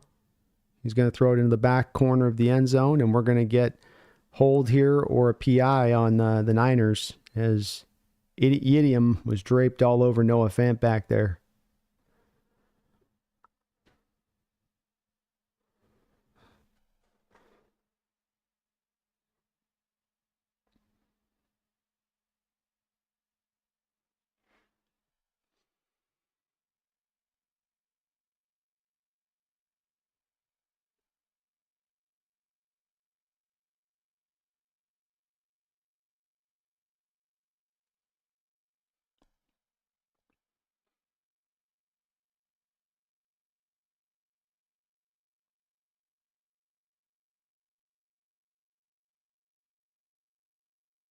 First and goal. Seahawks have no timeouts. They're on the 2-yard line of the Niners. Showing a blitz here. They drop out of it. Quick throw there to Tyler. Wasn't able to quite get off that coverage to get free there. 2nd and goal.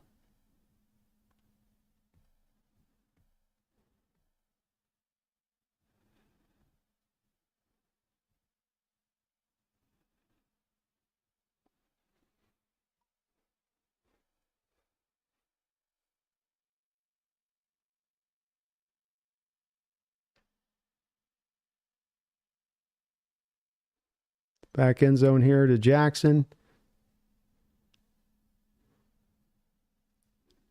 Incomplete.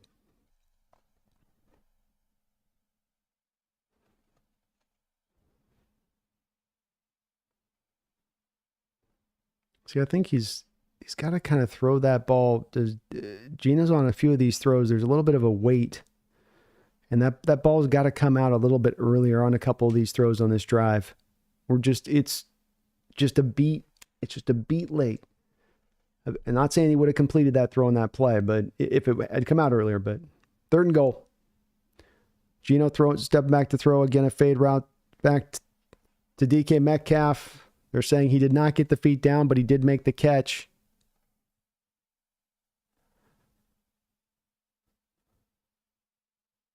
Did he get it? Chat saying he got it. Let me see a replay. One. No.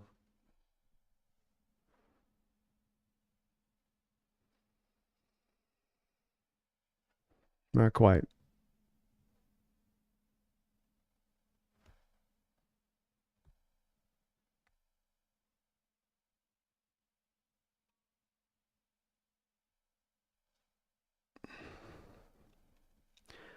Twenty-yard field goal attempt by Myers is up and through. So the Hawks get on the scoreboard 16-3, and that will finish off this first half of football for the Hawks. Simogen with the $2 donation says, we wanted the more runs, and we are getting nothing. Yeah, you've got 18 passes to 10 runs, so still a 2-to-1 pass to run rate through that first half, to your point on that. Seemed like they were kind of going along well with the running game there in that first half, Simogen, and they got in that spot where there was that 3 straight plays on that one sequence there that got you to that you decided to pass 3 straight times essentially after you've been kind of running so diligently, and then you didn't really kind of quite as much go to it. It's not helping too when you're not running the ball, well when you do run it. They're not really finding many holes or anything with that as well on the other side of it, but definitely started to go away from it there in that half. And even again on that throw with DK, I'd offer it's a little similar to the JSN one on the prior, where throw from Geno's got to come a little earlier out, a little more anticipation on the throw, so you don't tighten. You're tightening that line from the receiver and the end line there, and you really reduce down that width there when you make that throw out just a tiny bit late.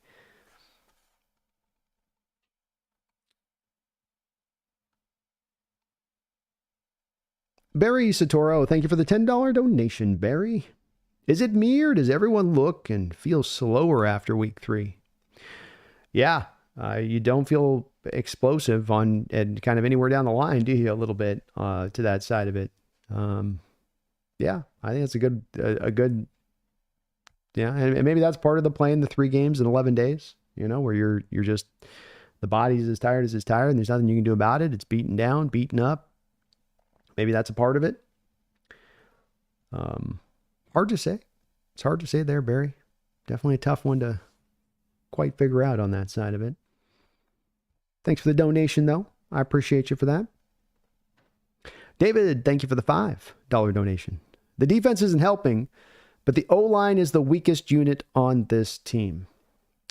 Yeah, they're definitely an O-line that, much like some of the other things on this team, it's you don't have much you can really hang your hat on with it, with what they're doing out there, where you do look at the running game and you're not creating any real holes, and a lot of Walker running, and this can destroy the confidence of an OC if you want him to run the ball on first down. It's one thing if you're not getting any push. It's another thing when you're getting pushed into the backfield on a run play. It's another thing where you're getting pushed into the backfield on a run play, and the running back is bouncing off of your back because you've been pushed so far into the backfield. And the offensive line continues to show itself for where it is on the weakness part of it on that, especially to me in the run blocking element. I think from a pass protection side of it, 18 dropbacks, 3 quarterback hits, no sacks for the Niners in that first half. I think they've done a better job of holding up okay, at least as far as in pass protection goes. But when it comes to opening any holes up in the running game and creating any daylight for these running backs right now, there's none of that, showing up. That's for sure. Thank you, David. I appreciate the donation. Rodney Presho, thank you for the $2 donation. He agrees with David. He says, this offensive line is so pathetic. Geno looks bad. Yeah, it's been the worst game of the year for me for Geno so far. And Many of these mistakes have been self-inflicted. I just point to the fact he's been not hit as much as he's been hit in other games. He's not been sacked as he's been sacked in other games. And there's been some errant throws. There's been some late throws.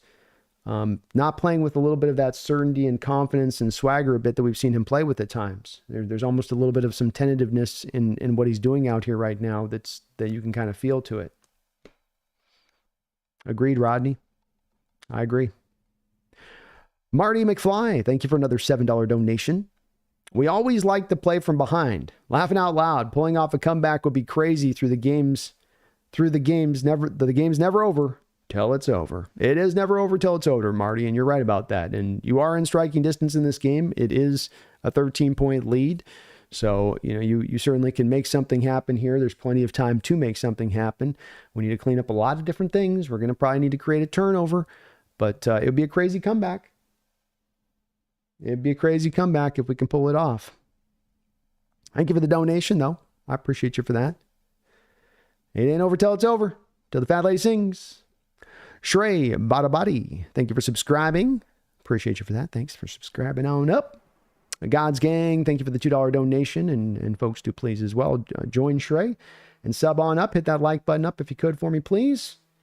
As it does help the channel grow. It helps me get big. Helps me show up on people looking for hot content right now. Those people who might be out there looking for explanations for why this is going wrong. Oh, we got a spammer in the chat. All right, hold on.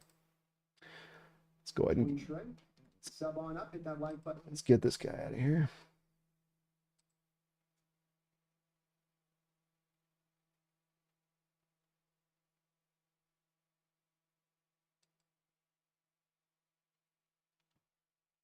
Peace out.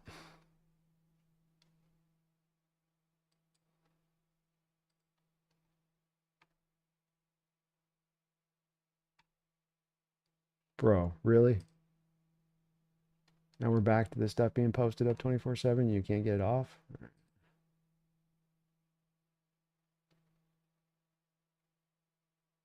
Thank you.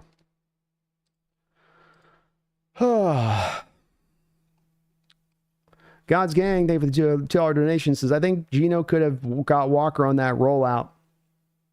I wouldn't be surprised if there were some other spots. I think he kind of predetermined on those last couple of throws where he was going to go with the ball on those end zone throws. To your point on that, God's Gang, I think he predetermined it a little bit there. Wouldn't shock me if there was somebody else there open to another side. Holy Hest Hand Grenade, thank you for the $2 donation. Says, we need Kyle to start blowing this lead now. Well, the key is, guys, we got to get within 10 points. So another field goal, we basically got the win in the bank. I mean, you can pretty much write it down. Just put it in the W column right there if we get within 10. But that is, Kyle is noted for that, Holy Stand Grenade. You're right about that. He is noted for that. Marty, thank you for the $7 donation. He says, my Amazon Prime live game is unwatchable, so I guess I'll be staying here. Sometimes I've had some issues at times on certain browsers, Marty, with Amazon. If you do either try their app out, or you try going directly through the browser, do the opposite of whichever one you may be doing on that. That could be a way to get it fixed, or at least have it to play, is go to one or the other on that maybe. But yeah, I've had some issues at times with the Prime app myself, with it getting a little bit wonky here and there. There's certain browsers and stuff it just doesn't like. But I will try to give you I'm going to try to stay out of my emotions and give you the accurate live play-by-play here through the second half. Marty, I will do my best on that side of it. And thank you, man, for all the support to the channel, as well as all those memberships you dropped last week, man. Very kind of you. Randall McDaniel, thank you for the $5 donation. Randy's okay with the field goals, needed points. Outside the Debo TD, and D played okay, not great. We need someone to make a damn play. Hard to be up with two turnovers. Yeah, you lose the turnover war in football, and that's a big war to lose. That determines a lot of football games, and it's been an early problematic spot for your Hawks. I would say even on these turnovers, they're self-inflicted. There aren't exactly teams making plays. Yes, the guy punched out the ball on Laviska, but did you just down in the end zone, or can we cover the ball up a little bit more? Geno on that throw, kind of a real wild overthrow on it. As with a lot of the turnovers this year, it's ones where there was a certain level of control into the turnover part where it's like, man, it's a bad turnover where you could have approached it a little bit safer to avoid that outcome a bit. But I think we need to get the field goal there as well. You need to get some points on the board and get something rolling here, Randall. You're right. Absolutely, you're right on that. And thank you for the donation, man. Sugul Nur, thank you for the $2 donation. Why is Geno so nervous every time we play the 49ers?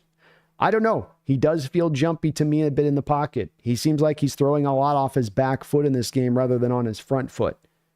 And that's where I think some of the cause of some of these errant throws you can feel where he's maybe anticipating pressure that's not always quite right there. Maybe it's some of the cumulative nature of all these hits that have added up over time with him, and he's going to start, some of this is going on. But yeah, he does not seem as confident in stepping up in the pocket with some of the poise we've seen from him at times on some of these throws. Maybe the Niners are up in their head or up in his head or something. I don't know. He looks much poorer on the scale of performances that we've watched this year where we could be grading him on. He's looked much poorer in that first half than I've seen throughout this year. It's strange to watch. Christian, thank you for the $2 donation. Very kind of you. He says, Williams as a returner was a terrible decision. Indeed it was. Indeed it was. The guys cost us quite a bit early on in this season and has continued to do so in this game. I don't know what's going through their head back there, but he doesn't seem comfortable as a punt returner back there. And just another position that on a yearly basis seems to be this thing that we can never address, we can never deal with, we can never find an answer to. There's no one out there that can punt return anymore. There's no one that can field punts anymore because this is a yearly issue. It's like the offensive line where you just keep coming back to it on a yearly basis going, well, there's this again. Well, there's this again. Well, there's this again. And, eventually we'll maybe get around to dealing with it, but he's going to be, as we saw after week 1, and as I predicted after week 1, this is going to be a rough ride with him throughout this year. There's not any really better options, and so you're just going to have to hope he can minimize the damage he causes and operate from the standpoint of don't get us starting out at the 10-yard line and don't fumble the ball. Just catch punts. You don't need to return anything, just at least field it. That's the base we need from you, and that's kind of where it's going to be at going forward. Maybe that part can be. Oh my gosh, we're getting the full-on spam tonight, huh? Woo! My goodness, Megan, they're going to keep you busy tonight. I guess it's been down lately, and I've got the subscriber mode on. These people have subscribed. Do I not have subscriber mode on?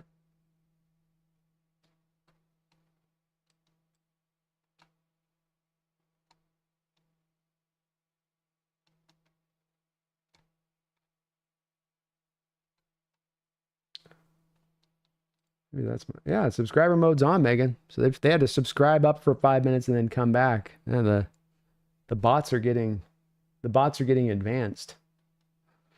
Okay. Simogen, thank you for the $2 donation. He says, I think we can come back, but the effort is that. We're going to need to see some hunger from this football team, Simogen. The defense did find some fight that half. They did what they could. There's the blown coverage, but around the blown coverage, there's some. You're doing what you're doing what you kind of can. There's some effort there, but it's going to take a little bit more of a sense of urgency from this team, a sense of want and will that you can feel coming through your television screens. You're going to come back in this football game. You won't luck your way into it. You're not going to stumble into it. You got to force it to happen. Let's see if the team's going to have that in this half. To your point on that. Thank you for the donation. JD, and you guys are amazing as always on the donos. Sorry if I'm a little bit behind here as we're going to kick off this half here in just a second, but I'm lock solid behind already all these donos in the stream here, so let me try to catch up on it. Thank you, JD Pacific Northwest, for a $20 donation. You are unbelievable with your support. DK drops a pass, won't high point a seam route, and doesn't keep his feet in, and has the gall to pout on national TV and scream at his OC over the headset. I don't understand why people are still in on this dude. Well, thank you for the $20 donation. Will be another week with it. with it that, with the DK of the folks that are in the anti-DK folks will be right out there at the forefront, and not his most well-played half he's had in his career here at that first half either.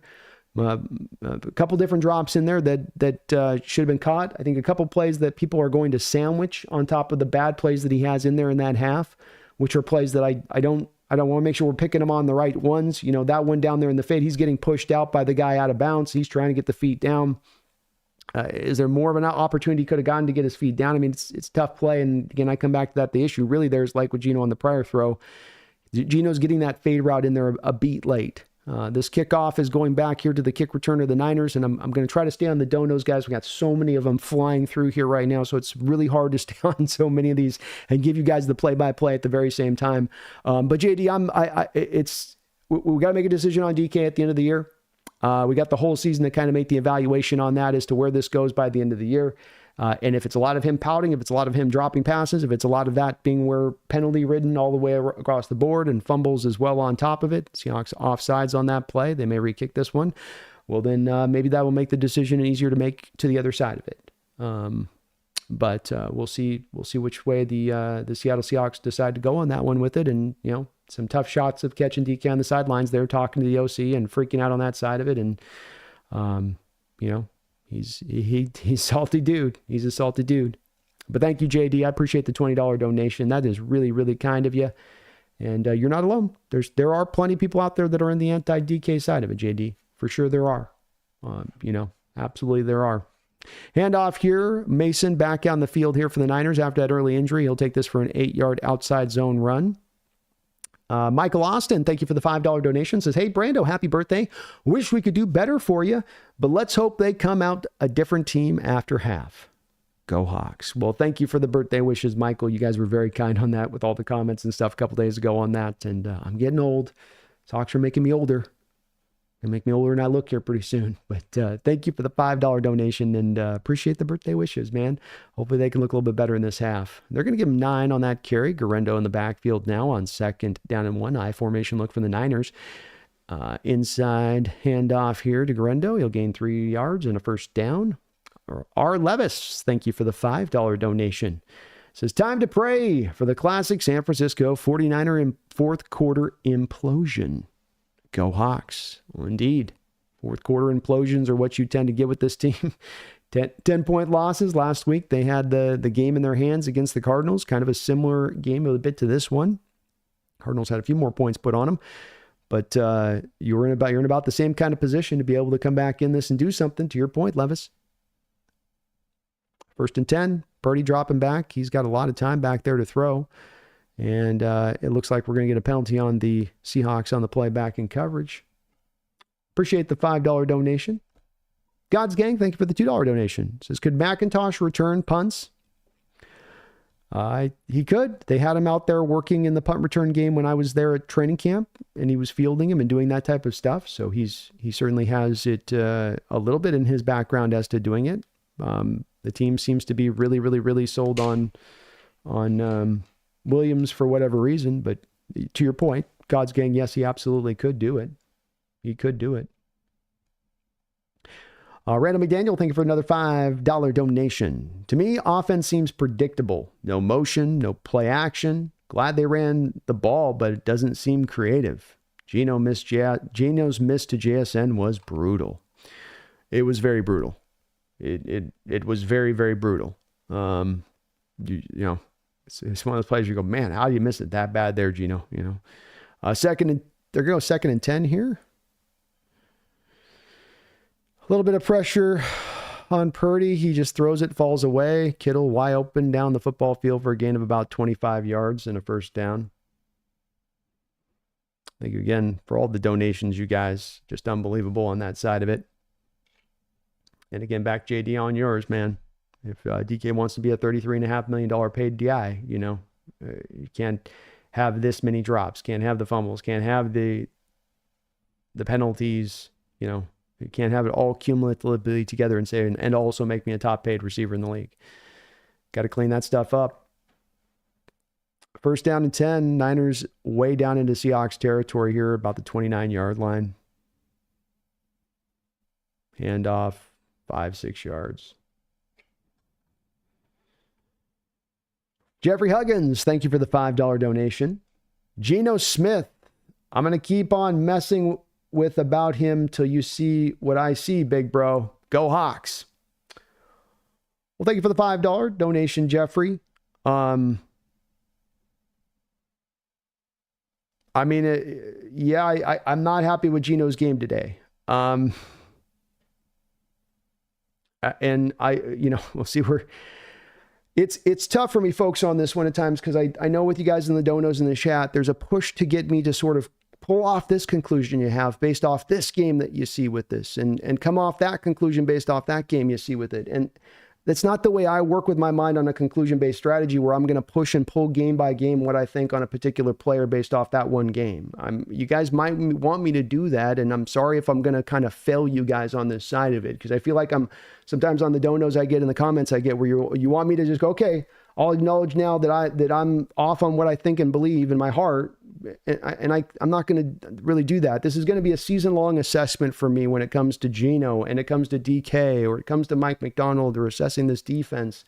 And I'm not saying you guys can't be as reactionary as you guys want to be out there, or you guys are saying, I feel this way about this will eventually be proven to be the case. Very well can it be proven to be the case. And I'll arrive with you guys at that point once we get to the final point of the season. But Geno Smith has carried us this year offensively, Jeffrey. He's been the one part of the offense that's been, up until this game, very consistent.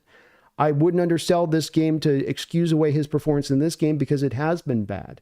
It has been Geno at essentially his worst, I would say, in a lot of ways. But that doesn't take away from the performance throughout this season. And it also doesn't take away from that thing I've talked about, Jeffrey, and this is the inevitability of the quarterback position. Which is that you're going to get hammered and hit, and we got a 2nd and 4 now from the 11-yard line. Handoff inside there, taken down for a no gain. Nice job by Leonard Williams.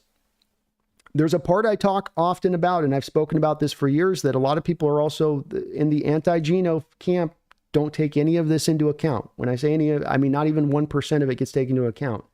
When you have a quarterback who's constantly under pressure, and then constantly under pressure for years, and then cumulative games, this pressure adds up. You eventually get a quarterback starting to see ghosts. You eventually get a quarterback throwing off their back foot. And maybe at this point, Geno's just broken, because you've gotten him beat on so often over the past 2 years with his piss poor protection that he can't stand tall in the pocket anymore, that he can't stand forward in the pocket anymore, that he can't give you that kind of performance. I'd argue that I don't think that's the case, given that this is the one game that he's been this way. And we're going to have a touchdown in the back corner to Kittle there on 3rd and 3. Nice catch by Kittle. Beautiful throw by Purdy. The cumulative part of that is also part of this that adds into it. And one of the reasons I always say the offensive line, you got to get fixed first so that you can make your proper decision on your quarterback and your evaluation on your quarterback. Otherwise, if you don't fix the line, you get another quarterback in there, they're going to have the same thing essentially happen to them. But thank you for the donation, Jeffrey. And it is a season-long thing. And much like with DK and Geno, it's a situation that, as much as I like these guys, this is also going to be a thing where as much as I like them, we got to look at them through the lens of, okay, it's Geno, but it's Geno at $45 million per year. Okay, it's DK, but it's DK through $33.5 million a year. It's them with the extension money as well. And so that does also factor into that decision beyond whatever I think about them as a player onto that too. But it will be, for me, a season-long thing of what I'm going to be looking at here with this. And I do think that thing with the pass protection side of it, the thing with the inadequate run game. Let's look at our run game stats today. 10 carries, 24 yards, 2.4 yard per carry average. Is that something that he gets on a weekly basis as well? Yeah. He gets that on a weekly basis too. So it's, I'm with you on that. All these things, everybody's in a point of evaluation this year with the new coaching staff. There are no sacred cows. I do still maintain I like these players, and I get the criticisms, be it a DK or Geno that's out there and pushed out there. I'm not saying that they're not fair criticisms. I just can't quite get into that border point at this spot of it. And holy shit, with the spam tonight. Like, I got subscribed. The spam people are subscribing up to us just to.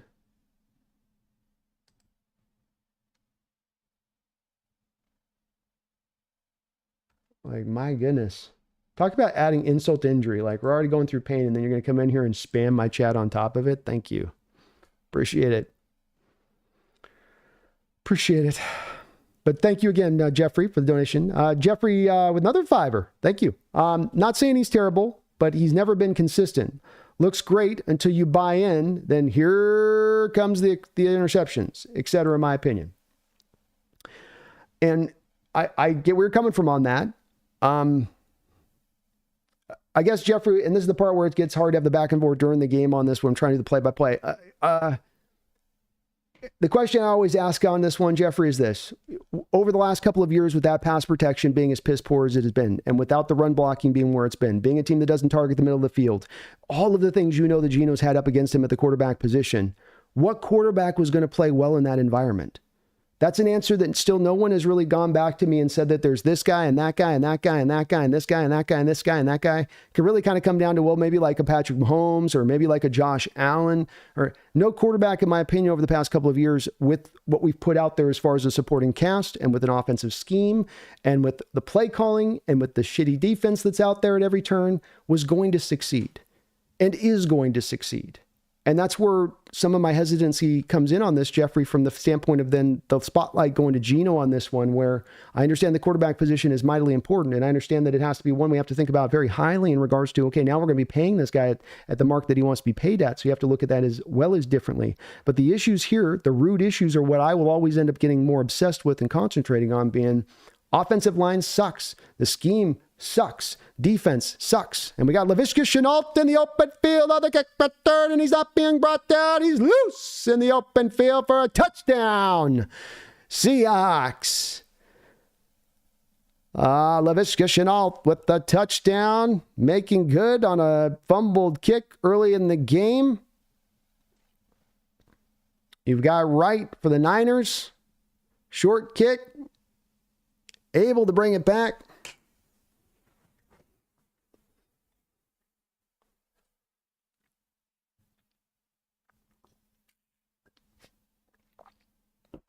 Boy, did you need that. Boy, did you need that. So again, too, Jeffrey, I don't want to say that there isn't something for Geno to prove here, because this is now not about having Geno paid as a 17th highest paid quarterback. This is him wanting to be paid at 45, 50 million. And if that's the case, you got to look at it a little bit differently. So it's taking all those factors into account. But again, to me, the root's always going to be where I'm going to concentrate on a little bit more than anything else, because I want to take care of the root issues. You could pass on from Geno and then go bring another quarterback in, and then you find all these same problems are still the same things holding you back, no matter what the talent is of the quarterback you have back there. And in many ways, you'll actually end up potentially with a worse quarterback performance because of the fact that those other factors still do exist. And Geno was actually overcoming a lot of those factors in his performance. I'm just going to have to keep this on. I think all of our mods are out here today. I think our mods have given up on the game today. That's how bad it's got. All the mods are out. Duquan Quack, thank you for the $5 donation. He says, feels bad being the get-right game for the Niners. Indeed. Indeed it does, Duquan. Well said. Joshua Carlisle, thank you for the $10 donation. Says two things.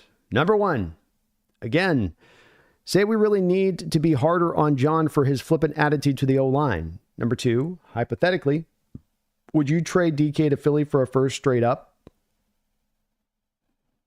No. No, I wouldn't trade DK to Philly straight up for a first. Kickoff goes back here. It's a short one by Jason Myers, taken up here by Deebo Samuel. Deebo Samuel taken up to the 31-yard line where he's cut down there. Yeah, I mean, I think that John needs to find a way to get creative with the offensive line. I'm supportive of the fact that he doesn't want to overpay offensive line. I'm kind of with that, because that is a process where you may be paying for something you're not getting back performative-wise when you're laying down the money on that, where you invest the money, but the return's not necessarily there, especially considering the exorbitant cost. But as I've said with that, then the other way that he's gone about it is to say, okay, we're just going to do the draft and bear with me one. So we'll come back on the donos, folks. I've got a lot of these like big picture stuff going. We still got the game here. First and 10, dropping back to throw, easy completion underneath for a gain of 12, 13 yards there. These are deep questions, folks. Deep questions. And I thank you for the $10 donation, Joshua. Try to get back to it. I'm going to have to kind of cover them, I think, on the commercial break, because there's about 50 different ends on some of these to kind of cover to kind of answer it properly.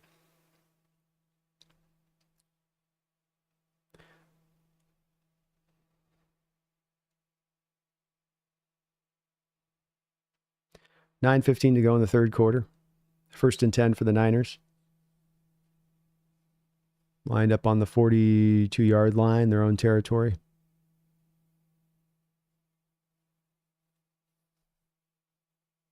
Brought down the ground there for a gain of 2.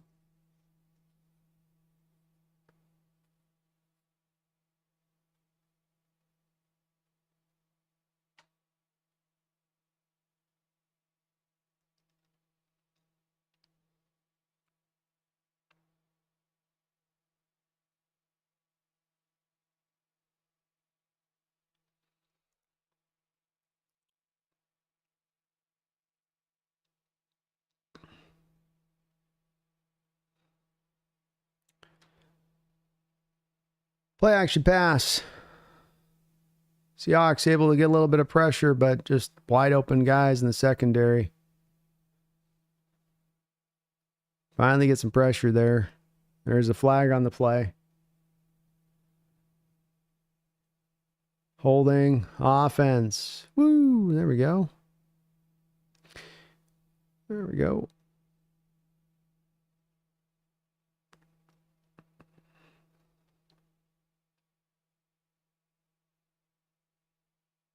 Drug down Dodson to the ground as a blitzer there.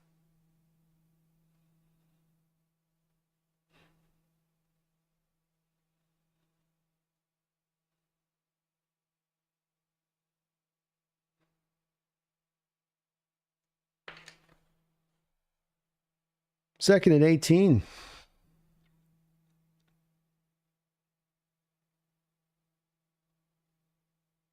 Play action pass. Seahawks trying to create some pressure here. They do complete it for what might be a short gain there of a couple yards. This will bring up 3rd down and long. Trey Brown comes up limping, and he'll come over to the sideline after that play. Oof. His leg looks a little bit scraped there, too. Eesh. That doesn't look good. Nehemiah Pritchett back out there for the Seahawks on 3rd and 16. Filling in for him.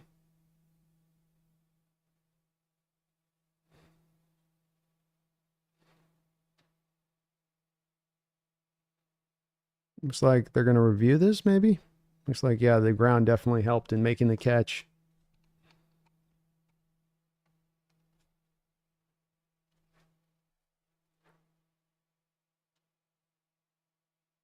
So that will be overturned. 3rd and 18.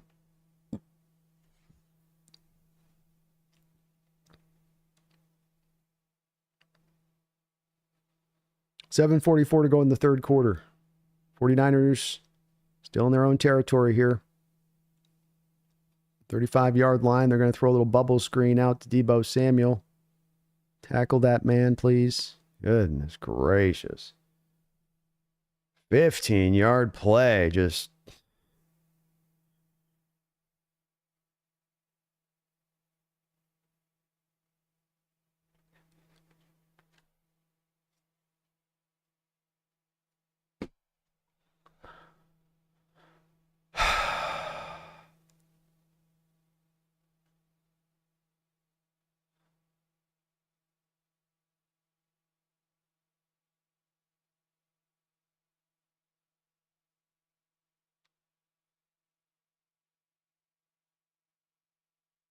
Palm will go down to the 5-yard line. Long field for Gino and company to try to get something done here. So yeah, sorry to finish up your question there, Joshua. If you want to be hard on John with it, I'm fine with it. If people want to, I got no issue with that. I wanted to make offensive line a point of emphasis for multiple off seasons. So, if you're looking at a guy that wants us to do more in the offensive line, I'm one to want to do it. I don't want to overspend on guys, but there's 3 ways that you can get offensive linemen into your house. You can do it through the free agency, you can do it through the draft, and you can do it through trades. The Seattle Seahawks have recently, over the last 3 years, have really, I think, hammered a lot in the draft as far as doing it that way. They've not shown as much of a willingness to spend and not shown any really willingness to trade. And so they have left 2/3 of the ways of how you can build a line up and then expected this one way to get it done. And so is it fair to then hold feet to the fire because that's the only method of approach that you've taken? Absolutely. I would not be looking to move DK. I don't think that we're at our best right now, and I don't think we're going to get the best value from DK. If the move is to want to trade him here, that's by the end of the year, then right now is probably not the time to be doing that. You're not going to get the most value for it. And I don't think there's a lot of smarts in doing that myself, rather than, let this ride out. God's Gang, thank you for the $2 donation. These games are just getting out of hand early. Yep, we're not being very competitive in some of these so far. That is true. It's very true. Feed Me More Seahawks, thank you for another $2 donation. Says, they say patient, but soft zone is not patience. No, it's not. No, it is not. Patient, it would be not that. Yeah, it's gonna be hard being the patient part, but got to be in that line this year if we can. If we can.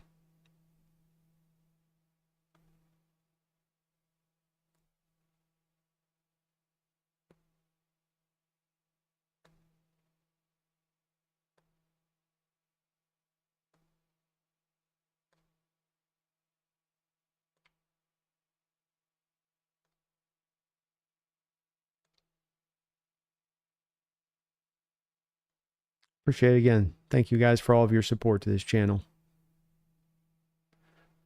Allows me to do what I do.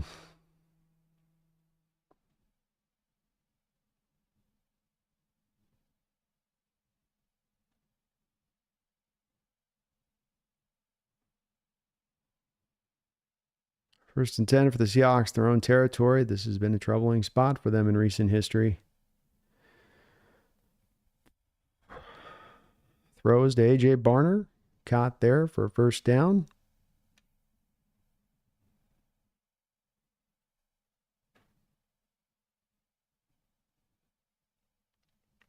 Gino's going to run hurry up here. 6:42 to go. Seattle will stay with the 2 tight end look here. Niners anticipating run. It will be a run. It's the hard part about this when they go to these looks like this. It just seems like always whenever they do go to run, that the opposition knows when it's going to be run. Like there's some sort of dead giveaway they're getting where you're never catching them off guard of when you are running to verse when you're not. I don't know if there's like pre-snap indicators the Hawks are giving off, like vibes of that, but just you could see it right there with Warner. He read it instantly the second that Gino changed it up. I'm like, oh yeah, it's a run play. 2nd down 8. Seahawks in 3 wide here. No DK on the football field. Gino going to bounce around here and look, and he's going to throw this one away outside. Incomplete. 3rd down and 8.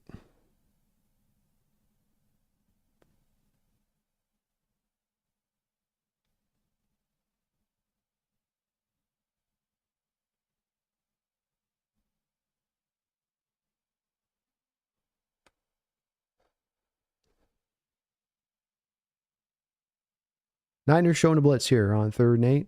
Gino changing the protections of the line to try to get things in the right shape. You're going to have to call a timeout here. Ooh, just got the play off. Gino looking deep here. Gets it to Tyler Lockett for a first down to the 40. Beautiful throw by Geno Smith. Absolutely just pinpoint pass down the football field there. Takes the top of the defense off to Tyler Lockett. Little slot fade there. What a throw. Handoff into Charbonnet. Lowers his head forward, gets himself a gain of 4 or 5. Nicely done there. Beautiful throw by Geno Smith. You can't put that in any better, and Lockett getting late separation there on that route. 2nd down and 6. 3 wide for the Hawks. Throw out to Fan. Fan up the football field. Down to the 25-yard line, 49er territory. 1st down, Seahawks.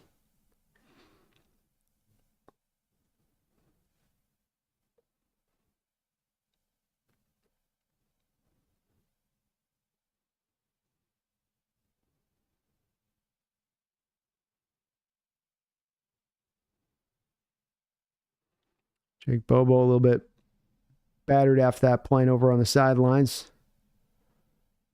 Geno under center here now. 1st and 10. Play action pass. Gets it out to Walker. Walker through the first tackler. Nice job. Gets the field for 8 yards. Good little manufactured touch there to Walker. If the run game ain't working good, find ways to manufacture it to him. Just like you do so there. Nicely done. 2nd down. Geno again. Handoff here to Walker. Walker nowhere to really go here on this play. He's going to lose a yard or 2.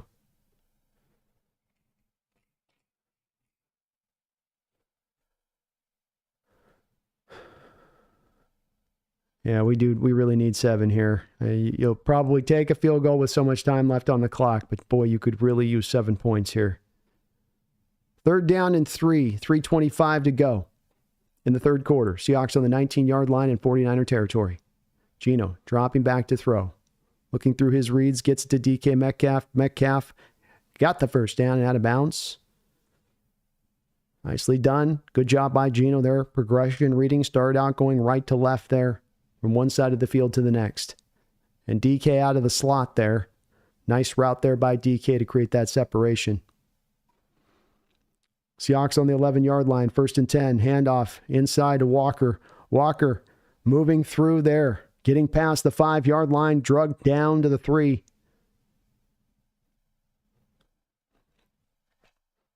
Second down and 2. Seahawks can still get a 1st down. Niners trying to adjust here prior to the snap, moving a lot of different guys along. Walker driving forward. Looks like he at least got the 1st down if he didn't get into the end zone. Taken down right near the goal line there. Does look like that will be 1st down and 10 for the Seahawks. And Geno and company are going to continue to run this with some hurry up. Geno tries to go forward on the keeper there. No dice. 2nd and goal. They tried a little bit of the brotherly shove, and the Niners were ready for it. Kind of tried to do a little bit of the quick snap thing there with it. Oof. Laviska Shenault over throwing up on the sidelines. Hope he's okay. Football. 12-play, 93-yard drive, consuming 5 minutes and 17 seconds here.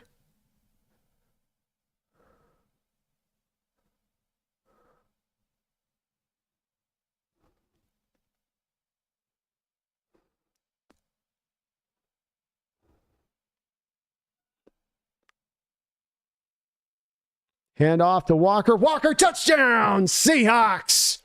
Walker able to bang it in there, and the Hawks are looking to get within a touchdown of the lead. Long drive, well executed across the board. 13 plays, 94 yards. Only taking 5 minutes and 38 seconds considering the trek they had to consume to get down the field to get to the spot there. And Walker able to pound it through there with some nice running inside the red zone. You want to be effective. You want to be able to, throw it in between the 20s, but you're going to have to run it when you get down inside that red zone. That is the way to get it done. You got to be effective down there and running the football, and the Seahawks were able to do so on that drive. Extra point is up and good. The Seattle Seahawks, for as tough as this game has been as far as the sledding goes and just not able to get much done yet, find themselves thanks to the 3 points at the end of the half. Touchdown drive here on 95-yard drive. They find themselves within a touchdown of taking the lead here if this defense can find some footing. And boy, what a time it would be to get a turnover right here. Joshua Carlisle, thank you for the $5 donation. Joshua, random silver lining these past few weeks. Barner is apparently a great receiving tight end. I'll take that. Indeed, he's got some really good upside to him, I think, as a pass catcher, Joshua. You know, I will never say that I think he's a guy that's going to develop into sort of a Kittle-style guy or a Kelsey-style guy. But the part that he does bring is a full skill set as a tight end. He can run block, he can pass protect, and he can run routes and catch. He's got that universally a very good skill set to make that happen.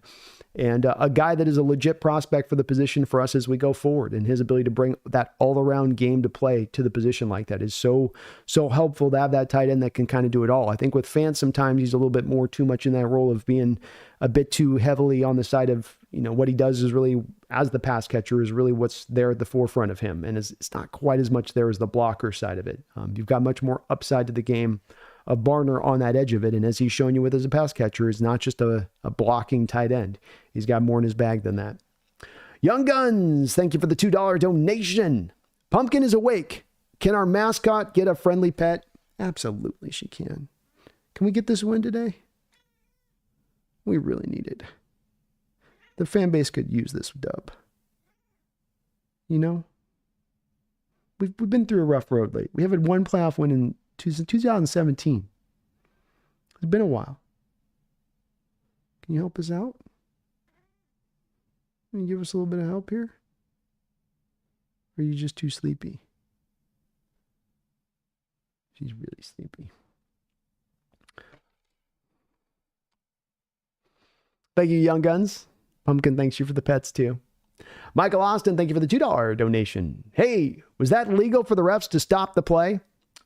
Yes, it was, Michael. We did a substitution. So whenever an offense does a substitution, you can hurry up and run it fast. You can't flip out your personnel. If you flip out the personnel, then the defense has an opportunity at that point to be given a certain amount of time to get their personnel on the field. It's to a certain point on the play clock to where you can snap it at that point if you flip it out. So yeah, that was the correct call by the refs there, Michael. Cameron Thomas to camp. Thank you for subscribing to the channel, Thomas. I appreciate you for that. Jordan, thank you for the $5 donation. I appreciate you too for that, Jordan. He says, as someone who watches Michigan because of my dad, Barner was a solid receiving tight end. He was. And you know what, Jordan, people do is sometimes they just look at those stats and it's stats. Well, he's only caught this many passes. Well, he was only thrown to this many times. And here's the kickoff by Myers. It's going to be a bit of a short kick here, taken up by Deebo Samuel. He'll be knocked down there. Interesting that the Niners, and how about Bobo, man? He was injured a couple seconds ago, coming out there making a big stick on Deebo in the open field. Wow, let's go.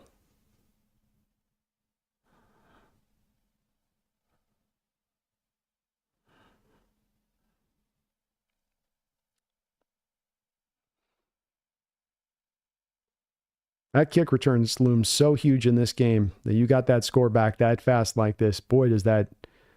I mean, the fumble looms huge too with Laviska, but totally redeemed himself. First and 10. Purdy. He's looking down the football field. Nowhere to be found there.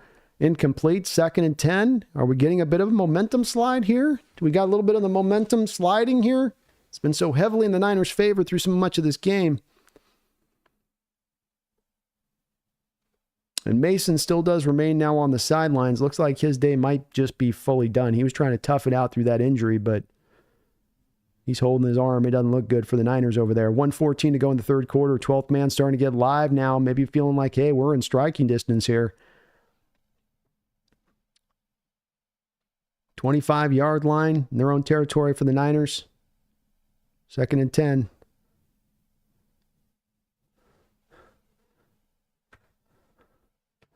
Throw out into the flat. Baker comes up, and there's a nice collision between him and Juszczyk. Nice job by Baker rallying up there on second down for maybe a half-yard gain at best to Juszczyk. Seahawks thought the Niners had jumped off sides in that play. Half the team kind of just stopped moving for a moment. Third and 10. Come on, 12s. Come on, 12s. Third and 10. Let's go. 35 seconds. Third quarter remaining. Niners 4 wide. Seahawks show blitz. Bring it from another angle. Get a little creative there. Julian Love. Great wrap-up tackle by Julian Love in the open field. That is not an easy play for him. Jawan Jennings makes the catch, and he had a little bit of space there to maybe get lit off that catch and try to get himself the first down. He had about 3 or 4 yards remaining. Julian Love's got to rally up from depth there and does so. Seahawks bring a little creative blitz there to rush Purdy's hand as well. I love the willingness to throw a little bit of a blitz there from McDonald's standpoint. They showed it coming from one side. They brought it from the other, and the Niners weren't prepared for it. The blitzer got there. Purdy had to get rid of the ball and out of his hand. And that will be the final play of the third quarter. Your Seahawks are going to get the ball back with an opportunity in this game. But Jordan, again, I agree with you on Barner, man. The situation was what you had to look at with the Michigan Wolverines being one where they don't pass the ball already last year. I mean, they have games where they just almost refuse to throw the football. Then they've got a first-round guy in Loveland last year who they really want to make a full point as sort of the H-back tight end. And so that left Barner to be the hard hat, dirty work kind of guy in what they asked him to do within that offense. But it didn't mean that he didn't have more of a fuller skill set to offer, to your point on that. He's a good player. Solid upside to him. Wash Visquest, thank you for the $5 donation. He says, don't forget, Shanahan loves to choke away games. Well, that is a part that probably can't be understated on this, is that there's certainly that tendency that exists. There's certainly that tendency that does exist in this Shanahan thing where losing leads, it's been a thing for him. It's not been some, the fans talk about it. It's in their head for sure. They will speak about it at the forefront of Shanahan all the time. Showed itself up last week. Maybe we're going to start to see that a little again today. We still got to get it done offensively, but you do like a little bit of how that last drive started to maybe work, and maybe Grubb's starting to feel and figure some things out here offensively speaking, and they can start to find a way here. So great point on your part, Washington Fishquest. He does. It's like a sick fetish, says Fishquest. It's like Shanahan's sick fetish. He says, go Hawks. What's interesting too about that is I guess he's had as many blown leads on that side as just about any man. The stuff in the chat today with the amount of holy crap with the spam today, it's been insane. YouTube needs to get this controlled. Those guys have to sub up to me every time they put that on too, because I have sub mode on. What's going on? Yeah, Megan, I don't know with the bots tonight. This is crazy with that. Jesus. But I guess his dad was also a bit renowned for this Washington Fishquest. Jesse and I were talking about this last week. It even goes to kind of his dad. It goes back that far, where his dad's number one all time in the blown lead side of it from an NFL history perspective on losing 10-point or more leads. Kind of a weird thing. Maybe it is a fetish. Randall McDaniel with a $2 donation. He says, we ain't dead yet. No, we are not dead yet, Randall. That's a great point. Great point to your side of it. And not to be understated, man. We are in this game. Watch for the fake here on 4th and 3. Okay, punts off. D. Williams is under it. D. Williams is knocked down. D. Williams has been knocked down on the play and pushed into him here. There's going to be a flag.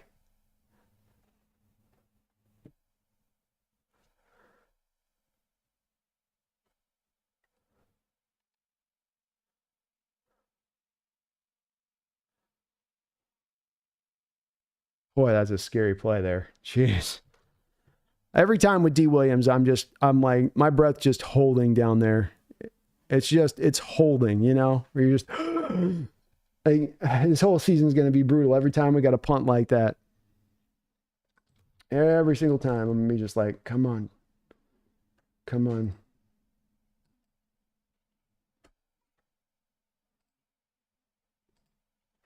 See what the flag is on. No flag on the play. 1st and 10, Seahawks.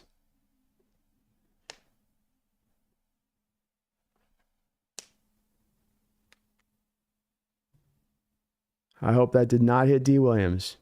That ball better not have hit D. Williams. Looked like I just missed him, but if they show some slow motion shot, I swear to God. 1st and 10 here.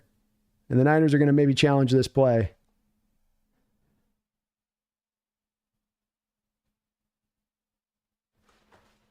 Oh, God, the D. Williams experience is never going to... Oh, this kid's going to give me a heart attack.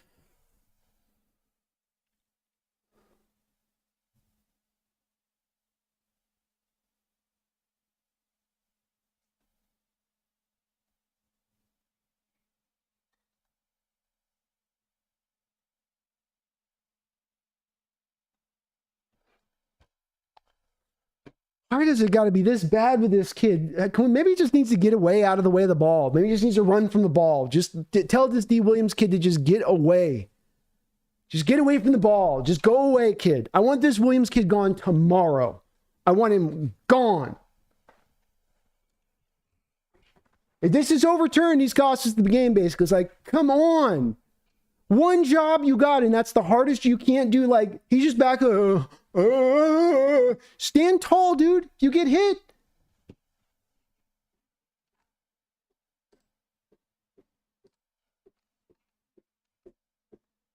Hot inches, you can. It's the worst because you know it's coming. You know it's coming on every punt, folks. The rest of the year, every single punt, we have to be holding our breath because we don't know if he can just catch the ball, not return it, not do something crazy cool. Can he catch the ball? Can he catch the ball? Can he not? Well, the guy got thrown into it. Every time it's back there with him, he's back there with nervous hands shaking. You can just see him.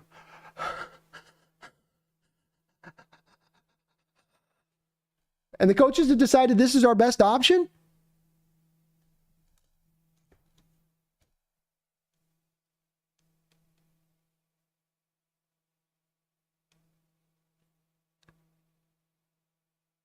Just get out of just get out of the way of the ball. Oh my God, this kid.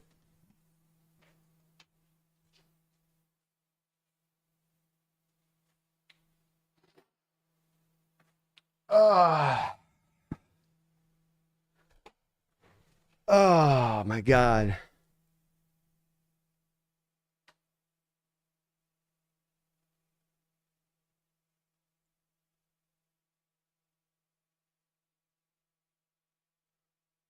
We can't find a guy off the street who could just catch the ball. There's like, I know it sounds like, well, there's a guy pushed in.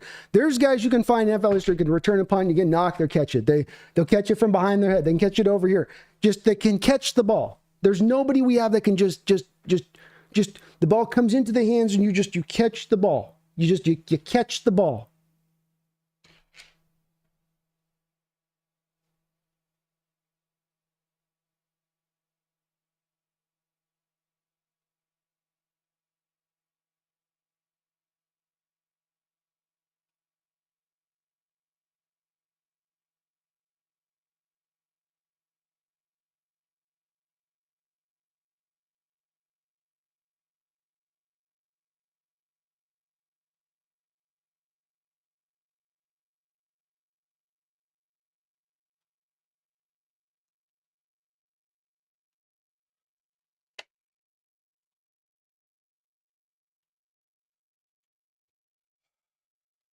Hand off inside here. We did keep the ball, thank God. I think I saw his fingers touch it. I thought he touched it. So that's why I was throwing the piece like, oh, he didn't get it. He touched it. It looked like.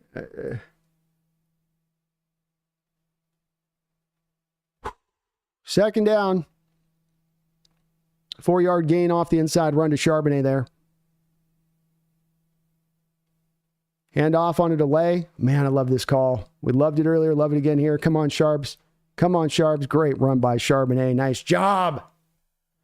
Hard run by Charbonnet gets the first down. Delayed draw. They went to it early in the game. Somebody put a donation in the chat noting it, how much they liked it. I liked it a lot as well. Love it here. You want to slow down a pass rush? You see why in a play like that it can work so well because those guys get upfield, they get out of their lanes, and then you're able to hit them right through the lanes that they just vacated. You don't even need guys to open up holes in the run blocking game. This is one of the nice things about those delayed handoffs like that.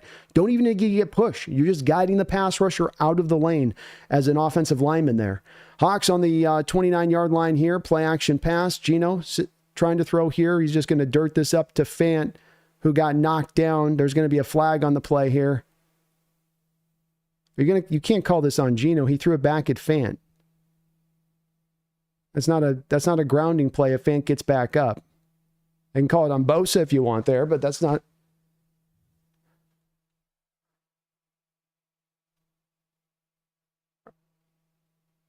They're going to try. They can't call that a ground on Geno. Call it holding on Bosa or something. I don't know. I don't know what they're doing. Ineligible man downfield. And they're going to decline the penalty. So understandable why you got a man upfield on that play. You're trying to run a screen. Bosa just destroyed this play kind of from the jump. He sort of tripped Fant there. That's why Bosa was looking all innocent, as he knew he had tripped Fant. Slide maneuver there by Bosa. 2nd down and 10. Geno back in shotgun. Hand off inside here to Charbonnet. Nowhere going. Let's bring up a 3rd and 10.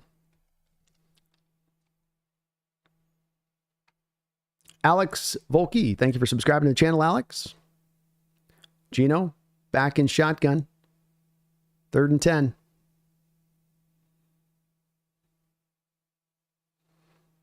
Looks like they're going to change the play at the line of scrimmage here.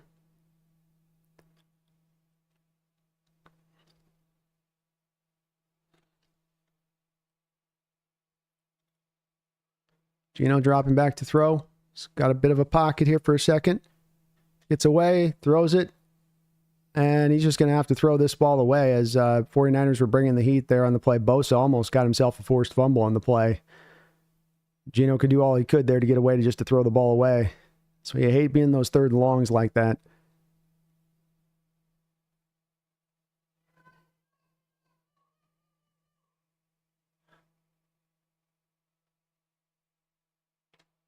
Stone doing all he can out there on Bosa.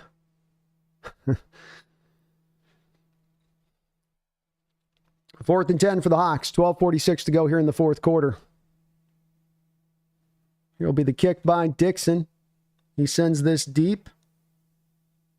Be taken there at the 11-yard line. Dropped there by Williams. Jordan, thank you for the $2 donation. They have to bench Williams, right? Connor Williams, I guess, is who you're probably meaning. I don't know. I mean, he hasn't played horribly coming into this game, Jordan. I haven't. It's harder when doing the play-by-play to kind of concentrate on sometimes the trench fights that are going in there, but I don't know. I haven't seen him. I don't know if the team feels as good about necessarily the Olawatimi option behind Williams at this point, but he's been at least, he's in sort of the 20s by the PFF ranking of things coming into this game. So, he's played the position fair. Joshua Carlisle, thank you for the $5 donation. He says, just because we can never do this as fans, can we give some props to the refs? So far, the officiating has been legit perfect. Yeah, I think I've been pretty happy with the officiating today. I don't think that I can be too upset by what I was seeing. People were piping into the chat earlier about holds or whatnot, but to my eyes, to your point on that, I think I've seen a pretty cleanly officiated game. And Joshua then with the $2 donation says, I reject my previous statement. Oh, goodness. Thank you for the double dip there, Joshua, on top of that dono as well, man. Jordan with the $2 donation says, D. Williams, how about the tackle there on that punt? Let's go, D. Let's go, D. And let's go defense. We need them holding up here now. So come on, defense. Please, folks, if you can, hit that like button. Joshua, Jordan, thank you for those double dip donations. I appreciate you for all that. Randall, you as well. In addition to that, I do have a link as well to the post game. I'll be going over to the Bleacher Report directly following this game for a post game show of a half hour here, breaking down this hopeful, whatever it will be, win or loss. I'll be over that side. So if you do have the Bleacher Report app downloaded on your device, you can just click that link here up in the top of my chat right now. I've got it pinned, and that will take you directly to the Bleacher Report post game. I'm going to be going there as soon as this game wraps up. You'll be following me right over onto that side. That's where you can find me at. So we'll be right to that side of it as soon as the game does wrap up on that side. But thank you again on the donations, guys. And thank you guys for watching last week, getting over there on that Bleacher Report as well, too. Appreciate you guys for tuning in on that. Very kind of you.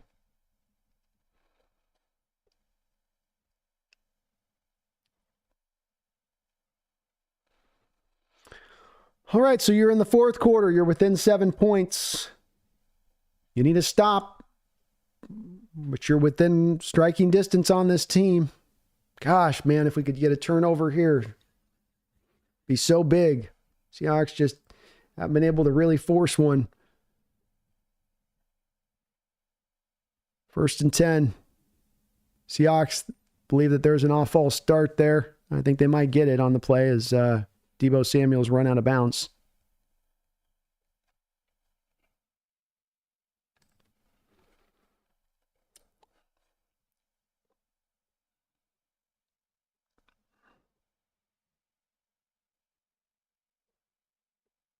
And that will be off false start there by the Niners. Oh, yeah, they had 2 players moving at once there.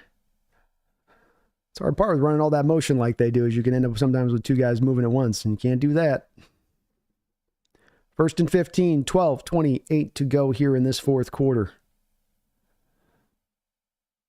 Seahawks fans trying to get loud down near that end of the end zone. Purdy back in shotgun with 3 wide, dropping back to throw here. He's got plenty of time to assess, and boy, just hard getting much pressure on Purdy today. He has just been able to be back there doing whatever he kind of wants to do, and you have not made him feel uncomfortable in the least back there. He's in many ways been able to just kind of pick you apart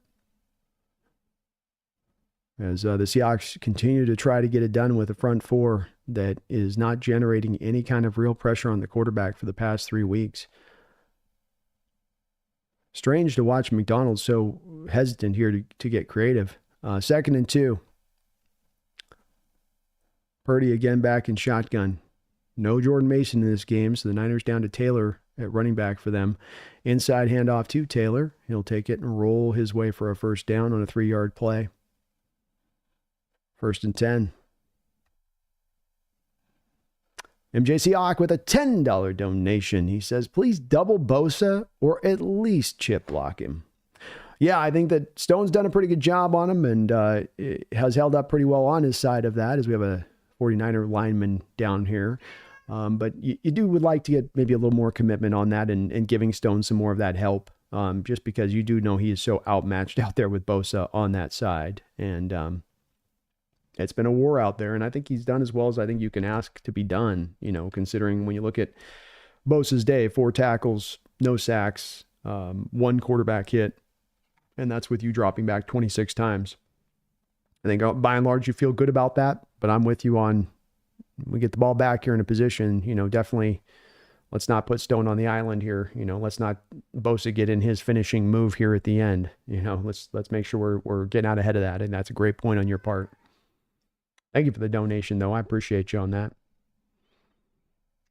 Yeah, I mentioned on the soft zone defense side, I don't get it as well. I won't know for sure until I go back to watch the All-22 from this game, but my instinct on this is that it's been more of the 4-man front and soft zone defense, and that the zone is not working.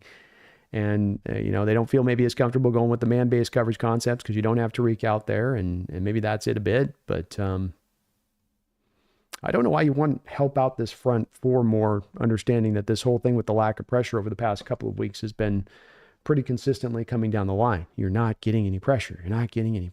Like eventually you got to do something to kind of dial it up. And the times they do dial it up, it seems to have some effectiveness to it in this game, in those rare moments.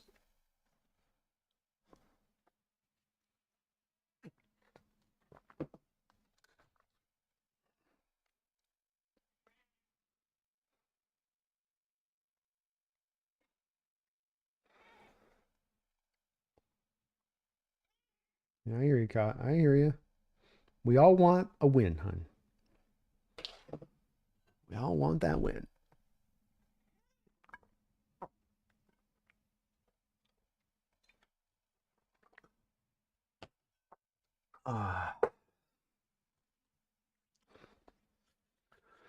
Yeah, Joe, I think a little more blitzing, man. It's creatively there within the designs, and shoot, with the amount that you run the front four through this game, you hit them up with some of these kind of blitzes. We get down the home stretch here, and you think maybe you can kind of catch them off guard with it a little bit.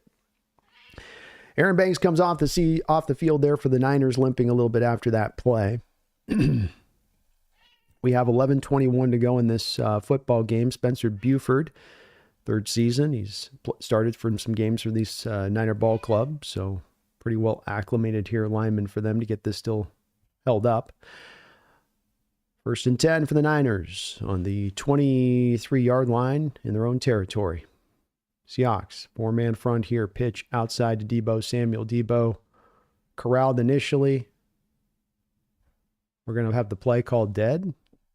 Man, the officials took a long period of time on these play calls with the offense to call these plays dead. Like that took about 20 minutes for there. They were 3/4 the way through that play before they got the stoppage of play. Like, come on, officials. And Deebo Samuel's got a hurt hand here. He's kind of walking back and forth, squeezing his hand. I hear you, kitty. Yeah, everyone can hear you. We do have a flag, so it's got to be false start again on the Niners. And boy, Deebo's in some pain right now with that hand. That's got to be hurting. He's shaking it and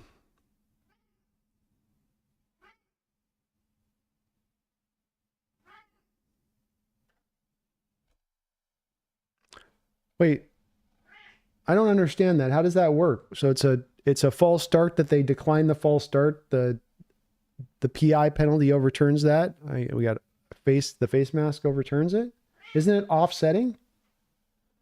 Why isn't that offset? And it doesn't, the whole point, the reason you have the other flag in the first place for the penalty is because you don't call the play dead. The play's called dead. Oh my God, dude. We had, Josh, we can't give the officials props anymore. We got to give them a full game to give them the props. Because it just, that's what you get. Jeez. It's a dead play. Oh my God. It's offset.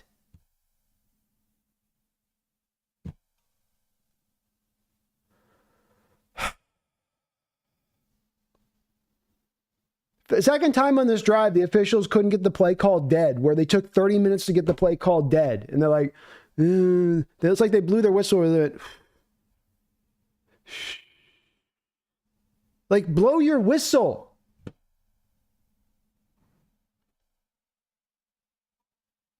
Oh, Lord. Second face mask call of the game. God, we suck at tackling.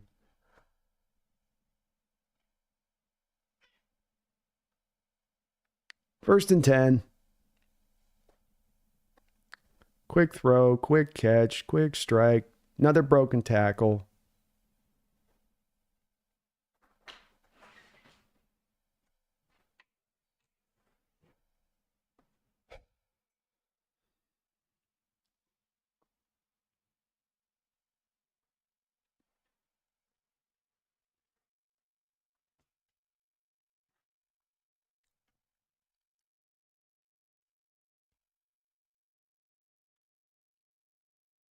First and 10. Into Seahawks territory now. Outside run play here to Deebo. Another missed tackle. Finally bring him down there, right at the line of scrimmage.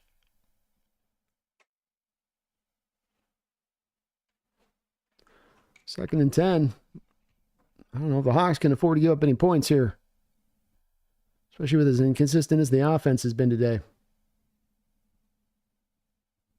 Chris with the $5 donation says that was a makeup call for the missed review on the punt. Just got to stop him. Just got to stop him, man. Just got to stop him one way or another here. Maybe it could have been that. Could have been that. Thank you for the $5.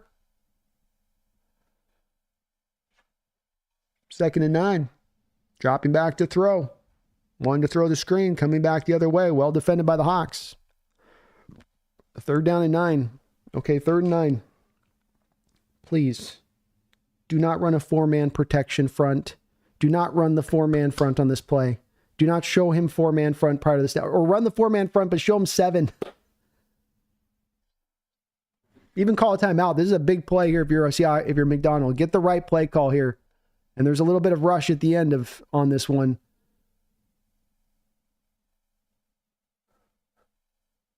If you go 4-man front, you're not getting the pressure and you're going to get Purdy the time to be able to let those long developing routes go here. They're showing a little bit of a pressure look here. We got a five-man box front here they're showing here, and we got a timeout. A very important play in this game right now. They are outside of the distance of a field goal here. They'd have to punt this if they can't get a first down. Even if you get 4 or 5 yards, it still might be outside the range of where they feel comfortable with this new field goal kicker. Second time out for the Niners taking this half.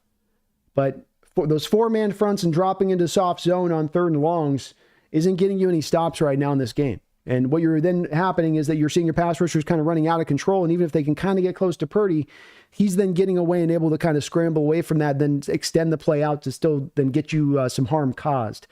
So I like, even if it's just showing them the 5, show them the 6, go back to the 4, but just make Purdy think a little bit pre-snap, like you haven't really made him do here in this game as much, to get him a bit maybe offset in this one here, if you can.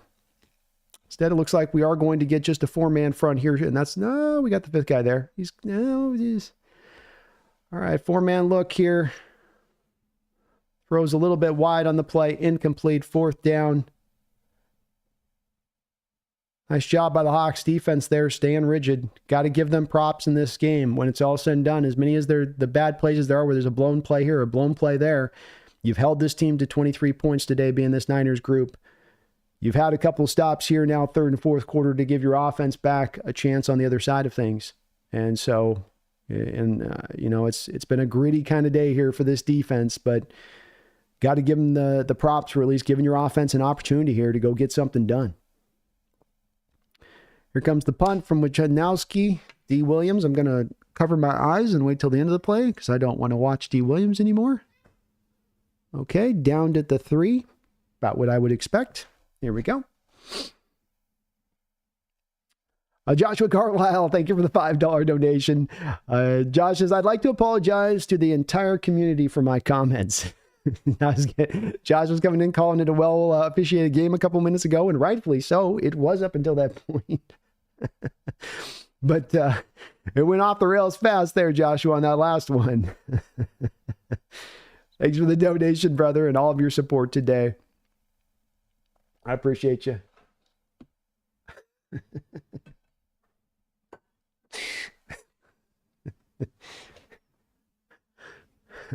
Who could have seen that one coming, Josh, you know? Who could have seen that coming? Yeah, their punter's having a hell of a day today. Their punter has done a good job of both doing the flipping of the field position and then also, getting you pinned inside the 20. That's his 3rd kick and punt inside the 20-yard line today. Well done by the Niners on that side of it.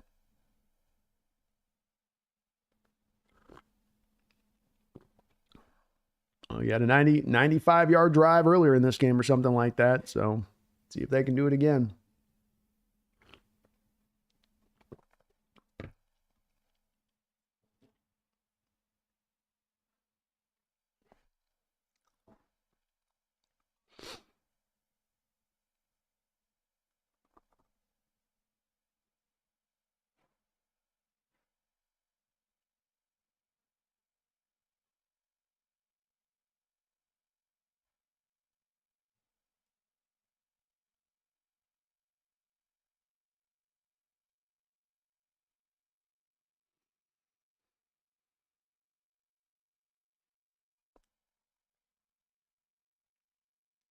$9:27. A lot of time in this clock here.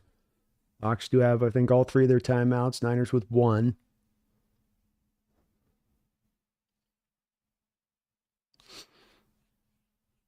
Yeah, Dustin, we need a classic Metcalf over the middle run for 90 yards. That's exactly right. This would be just the type of game where it would go like that, too. Vernice Gonzalez, thank you for subscribing to the channel, Vernice. Appreciate you for that.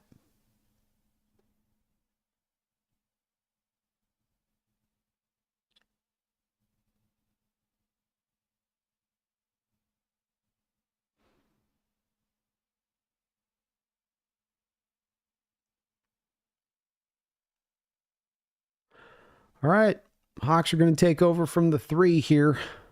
We've seen this has been some tough sledding at times for them in their own shadow of their end zone. Gino gets the ball out to Walker quick. Walker pulled down there for a short gain. Like the little call there, though. Get the ball quickly out of Gino's hands over into Walker's hands there. Get a couple yards outside of your own shadow of your end zone like that is in a little play there. Gain just 6. Gino back in shotgun here. Plenty of time on the clock. Bubble screen out to Tyler. Tyler gets it for a first down, 5 yards up the field. Nice execution there. Good block by DK Metcalf out there in space.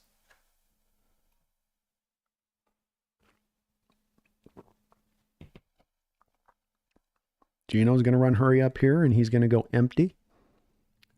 1st and 10. Dropping back to throw. Looking, surveying. Gets it to DK Metcalf. Nice catch by DK Metcalf. Couple of Niner defenders around him. First down, Seahawks.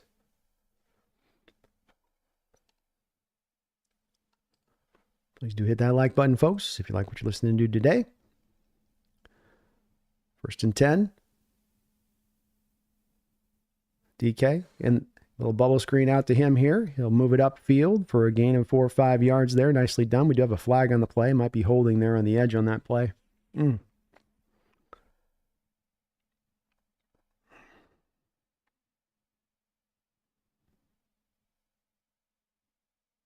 They're going to get Barner there for holding there on the edge. Barner doesn't like it.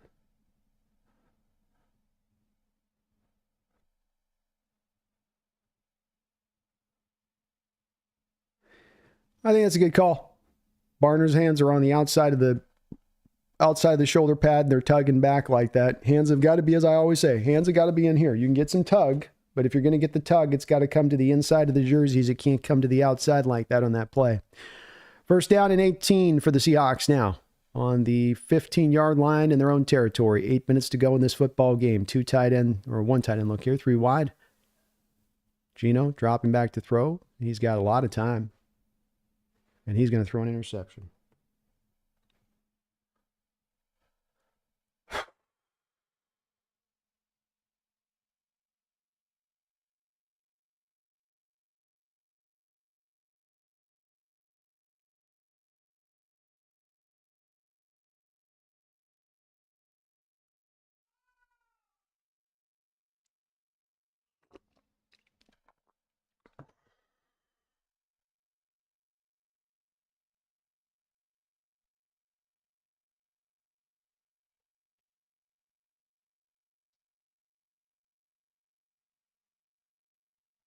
It's just a bad throw to DK there. Just bad decision, bad throw. Everything's been a little late with Gino today.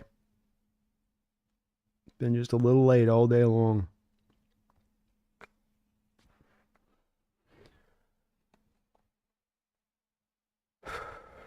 Mike Skinner, thank you for the $2 donation. Says, D. Williams, you are a Shanghai Dragon. Yes, he is. Yes, he is. All right, Brock Purdy setting up here, 1st and 10, handoff, outside run here. This will go for about 4 or 5 yards. Thank you for the donation, Mike.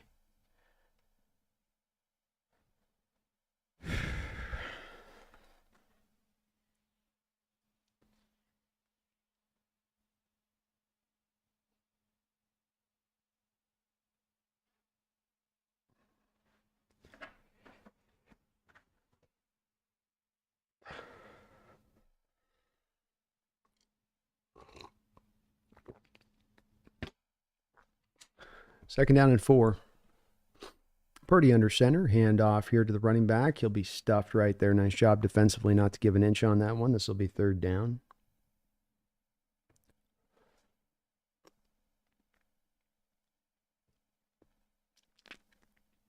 Clock continues to roll.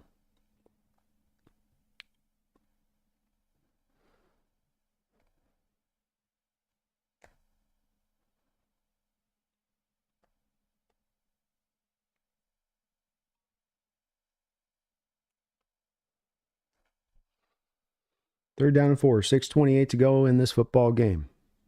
Brock back in shotgun. 2 wide. Dropping back to throw. Looks like he was going to run for a second. Comes back, throws it underneath, hits Kittle for a touchdown.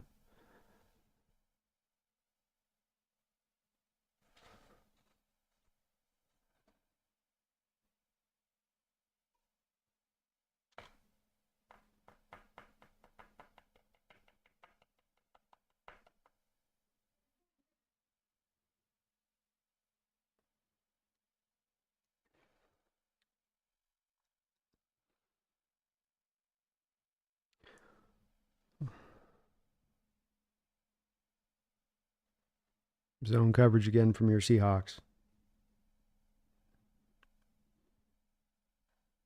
Niners are going to go for 2 here.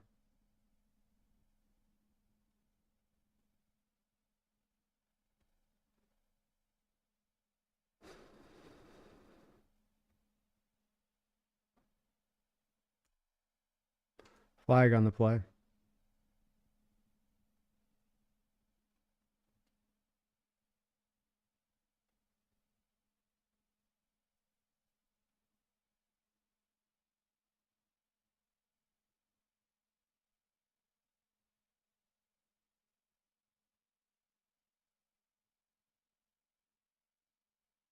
Jeffrey Huggins, $2 donation. I know you want to believe in Geno. Hate to say I told you.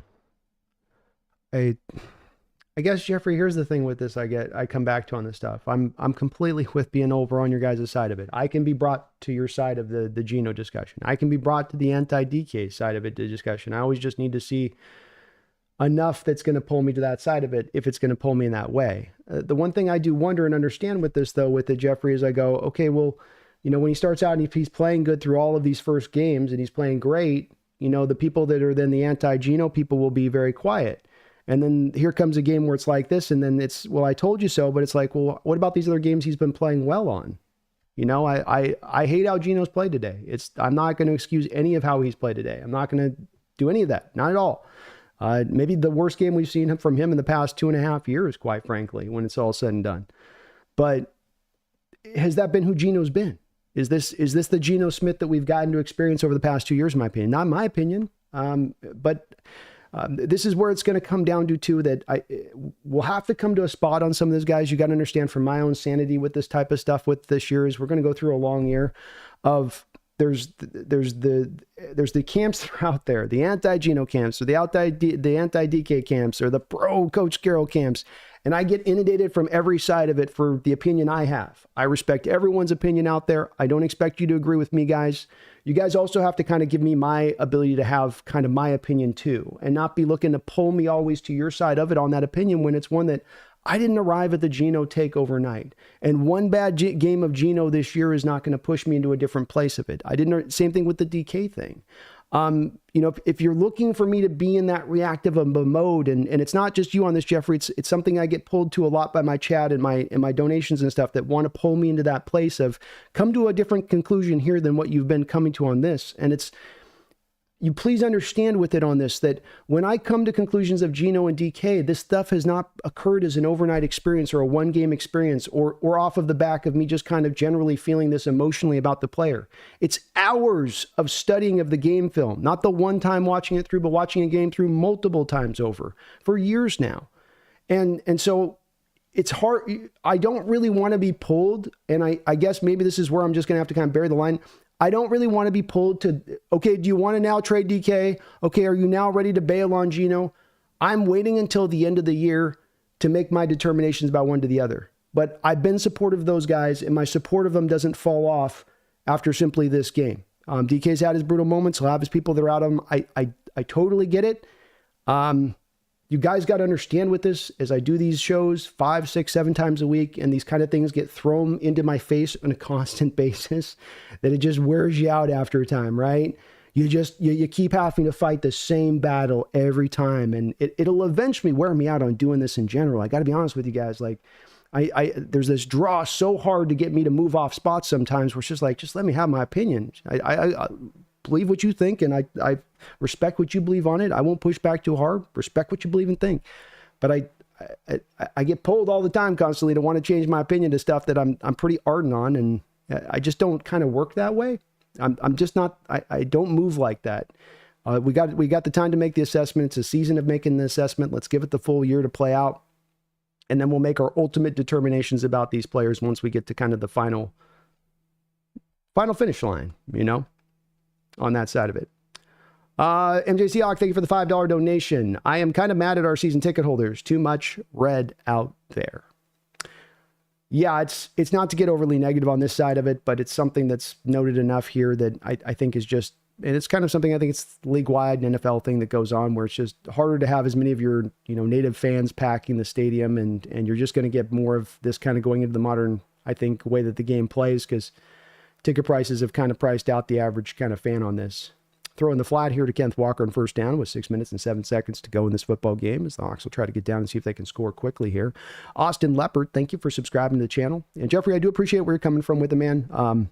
It's always on this. You got to understand me too on it. It's just it's a thing like this in which Gino and the DK stuff for 2 players of a 53-man roster. I end up having to spend sometimes far too much time just on that one thing, and I'm at a burnout spot on both of those 2 subjects, quite frankly. I can't go any really more with them. DK, second down and 9, Gino in shotgun. Throw is going to be Noah Fant. He'll get a first down here. Joshua Carlisle, thank you for the $2 donation. Too much Gino from chat. Need some G yes. Too much G no from the chat. We need some G yes. Well, I respect people who are out on Gino. I don't need people to be where I'm at on it for sure. I'm not. In fact, the more I go along with it, the more I kind of just feel. Throw here to Jackson Smith on first down here. Let's bring up second down. Clock ticks to about 5 minutes to go. Hawks have 3 timeouts in this game.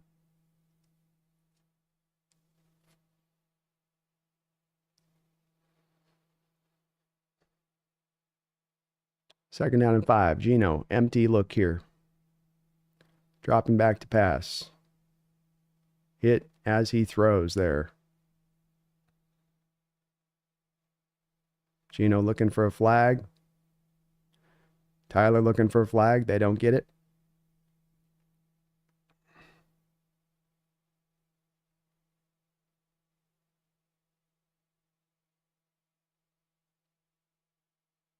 Charles Cross got worked there by Bosa on the other side now. Third down and 5. Gino, empty look. He's going over the top. DK for a touchdown here, but this is going to be called back due to a holding penalty on the Seahawks. I don't even have to know. Like, I see the flag, I just know. You just know. Like, you just know. You don't need to, like, was it a legal hand of the head? Was it? No, I know this is on us. 100% certainty. 100% certainty.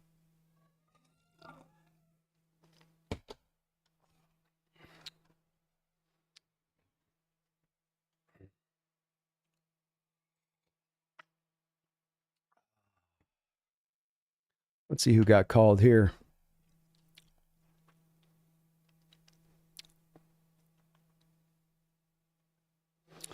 Let's see who got called here, shall we?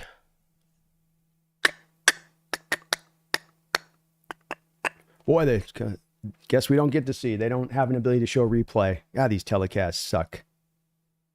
Just suck. Ball is going to be complete to Bobo. He'll get the first down here on 3rd and 10. 4:29 to go. Clock continues to roll.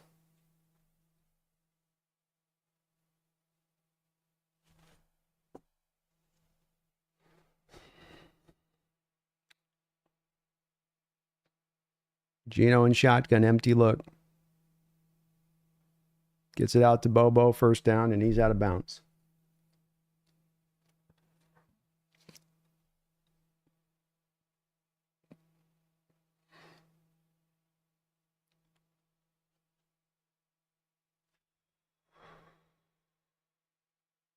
Four minutes and 10 seconds to go in this game. Gino in shotgun.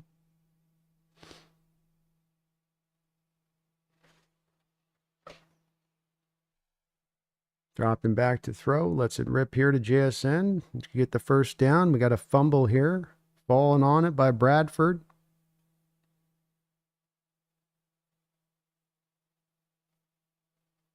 Had the first down. Ball fumbled backwards so that this will still be now a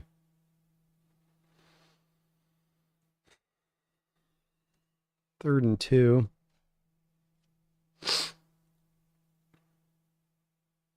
False start by the Seahawks. Take the 3rd and 2, and let's pull it back to 3rd and 7.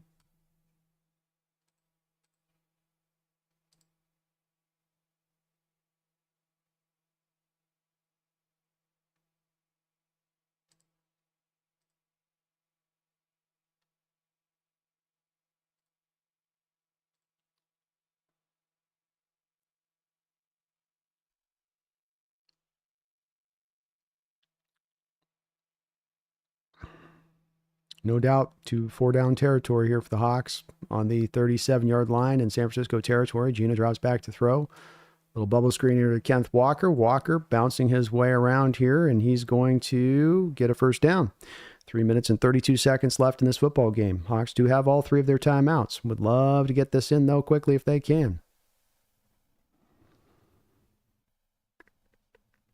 Geno Smith back in shotgun now.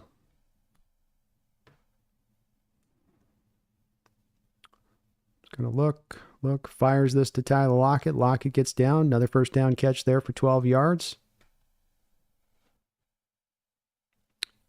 Got to hurry this up, boys. Got to get on up into that field here. Come on now.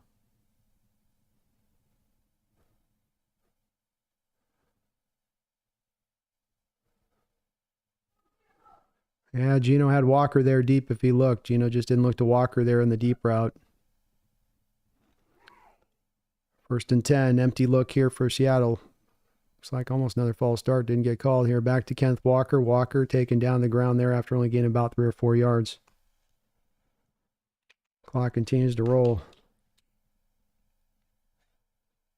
2nd down and 8.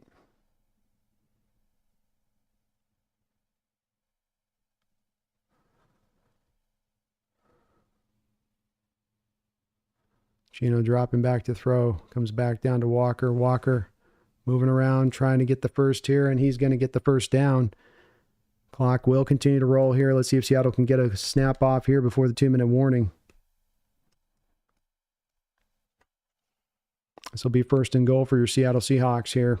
Come on, Geno, get him up to the line. Get a play off here before this 2-minute warning. 2 minutes and 6 seconds. 4 wide here for your Seahawks. Geno dropping back to throw. He's got all the time in the world to assess here.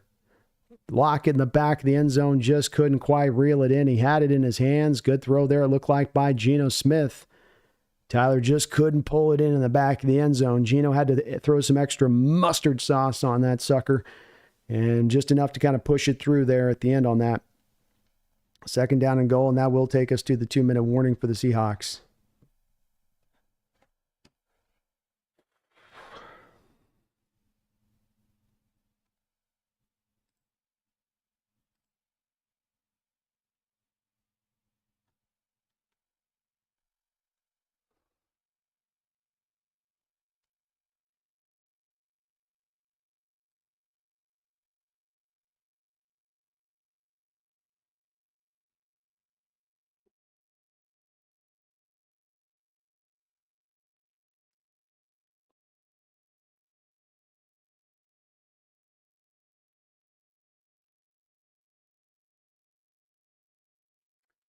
I do have a link directly here, folks, to the post-game show. We'll be over at the Bleacher Report side of this. Probably make our way back over here at some point, maybe tonight. We'll see how I feel on that one. But we do have the post-game Bleacher Report show over there on that side. Do have to have the app downloaded. But if you have the app downloaded, just click the link at the top of the pinned chat here in this channel here right now. Then it'll take you directly over to the post-game show. I'll be over there directly after this. This game does wrap up today. 2nd down and goal. Seahawks on the 9-yard line. Geno in shotgun. He'll drop back to pass. Throwing it to no man's land. Jesus, what the hell was that, Geno? God, dude, did your brain fall out of your skull today? Like, he is just completely out today on where he's at with his reads and where he's going sometimes the ball, where you're just like, what was that? Everything he's seeing in the red zone is completely late. It just comes out of his hand like an hour late. He had DK open underneath there, just completely was deciding where he was going to throw the... Oh, Jesus Christ. Oh, my God. Another throwaway rep there from Geno and the boys. Okay.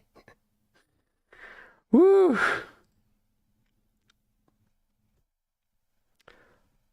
Brother Contreras, thank you for subscribing to the channel. Appreciate you for that. Comes down to this, folks. 4th and goal. 1:49 to go on the clock. Geno was not ready for the snap there. Seahawks were not lined up and ready. I don't know what Connor Williams was doing, if the play clock went down or what the hell was going on there. But, and again, the clock going down here. Come on. You have to hike it. You got to snap it.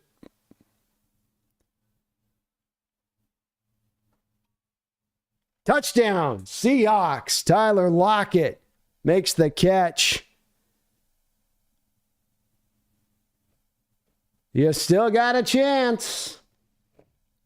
You still got a chance. A 15-play, 70-yard drive taking up 4 minutes and 36 seconds off the clock. But you have put yourself in a position to pull this one off. Nice run route there by Tyler Lockett. Good throw by Geno Smith there.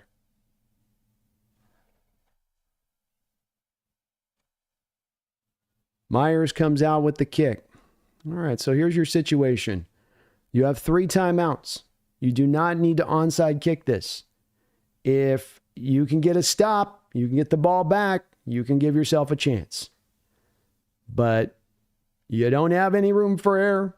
Nothing more than 1 first down is all you can allow. You can't allow 1 first down, really. So no more room for error. Back against the wall. A defense that's, I think, given a pretty gritty effort over this game overall. It started rough, but they've been able to find some adjustments here. Let's see if here they can do it now. So 29-24. I'd be very surprised if they try an onside kick here.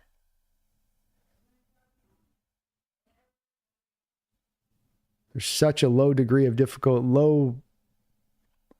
turnover that you get on that with those onside kicks as far as what you get back in return on that is how many times you actually can get that ball. So I like better trust in the defense here. Especially with no McCaffrey, especially with no Jordan Mason in the backfield for the Niners. The time of possession has swung a little bit more balanced into the second half. You got 32 minutes and 25 seconds for the Niners. You have 25 minutes and almost 26 minutes here for the Seahawks. This will be brought up now by the up man. He'll be brought down right there at the 18-yard line. So the Hawks can get a stop. They might have fairly okay field position. Still would be really tough at that point if you get the stop because then you got no timeouts to get up the football field. But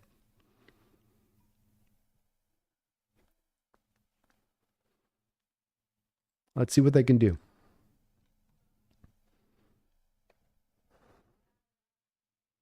29-24 49ers. 1st and 10. 1:39 to go in the fourth quarter here. Seahawks have all 3 timeouts. They're going to come up with a 3-4 look here against the Niners.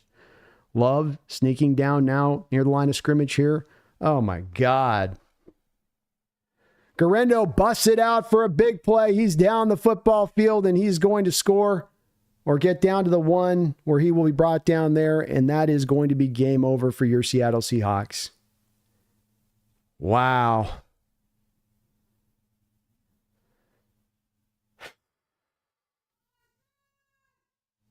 All right.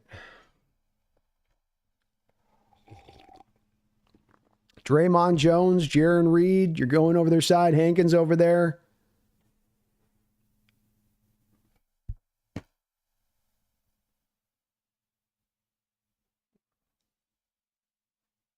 Just a big hole and ran on through it and touchdown or down to the 1.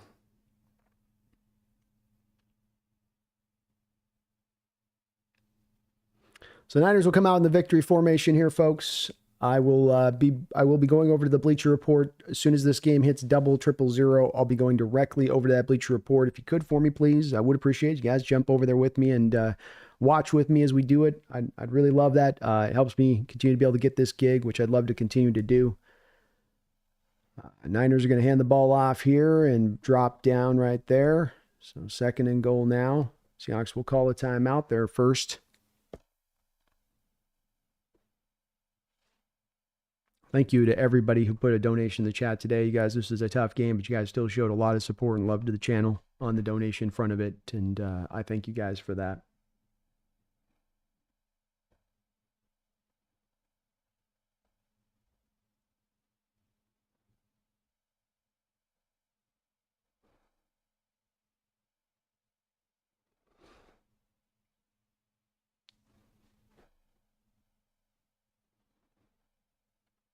Thank you again, guys, for watching today. If you guys are heading out, hit that like button if you could on the way out the door.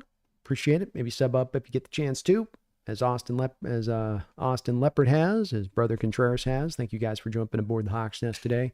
Appreciate all of the folks that watched tonight on the channel. Sorry we didn't get a better result here from this football team, but thank you guys for that. 2nd down and goal. Hand off to Kyle Juszczyk. He'll run it on in for a touchdown, because why not at this point? Whew. Buddha says, what time did the Mariners play? Yeah. Yes, sir. Yes, sir. Oh, boy. 2 real rough games in a row to watch from a Seahawks fan perspective. It's been a tough one to kind of take in a little bit here.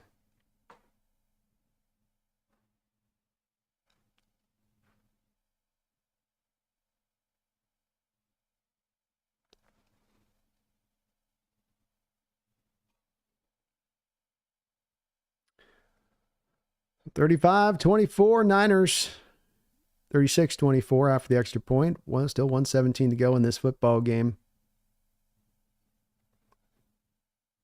And a lot of things to clean up, fix up, pick up, figure out. Get another day where your defense just... And they were gritty in this one. They found a way to hold the line a little bit and give this offense an opportunity. So it wasn't completely a horrific performance by this defense, but it wasn't a good one. And yeah, Garendo's get that 76-yarder to give him 10 carries for 99 yards, which changes his day a little bit. But, you know, you had Mason there also with 9 carries for 73 yards. They run for 229 on you. You also allow 255 yards passing, 3 touchdowns, no interceptions. You don't generate any pressure in this game. No sacks, 4 quarterback hits in the game for your Seahawks in this one. And didn't think we came out with much of the strategy I was hoping we'd do at times as well, which is a little bit more of the attempt of trying to run some stack boxes and bring some pressure fronts and kind of try to take it to them maybe a little bit. Be more Seahawks. Thank you for the $2 donation. Says, when I see Mike McDonald defense, then I pick a W.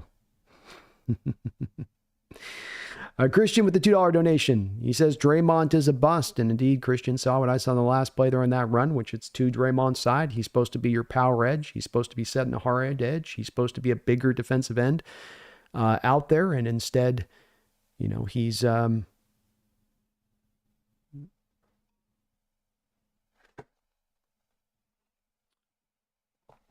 And instead, you see him not often getting the job done in the run game.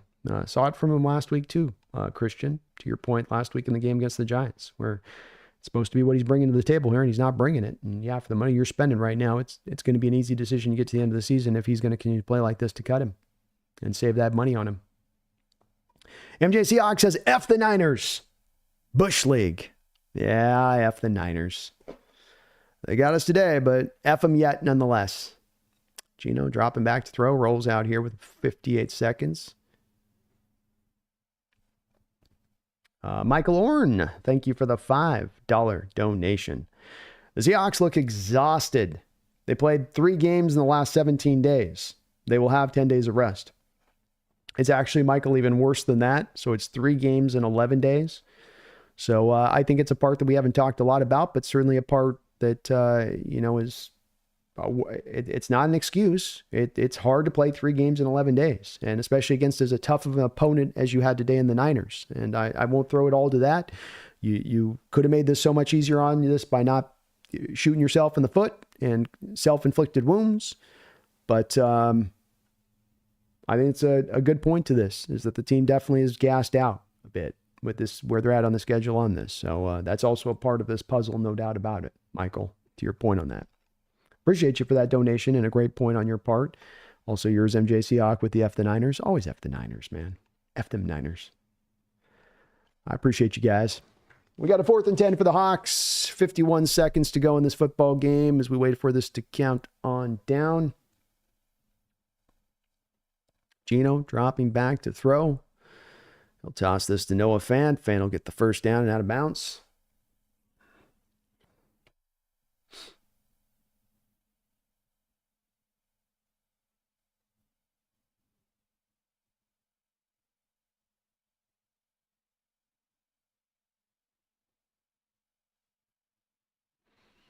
Bad snap here to Gino.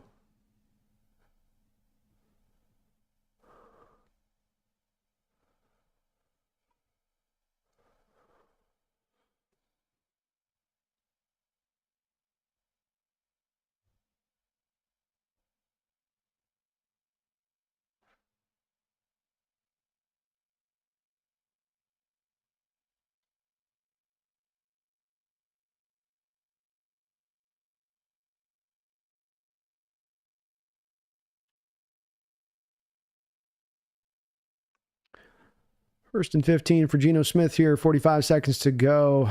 Dropping back to throw, and he's going to be taken down for a sack.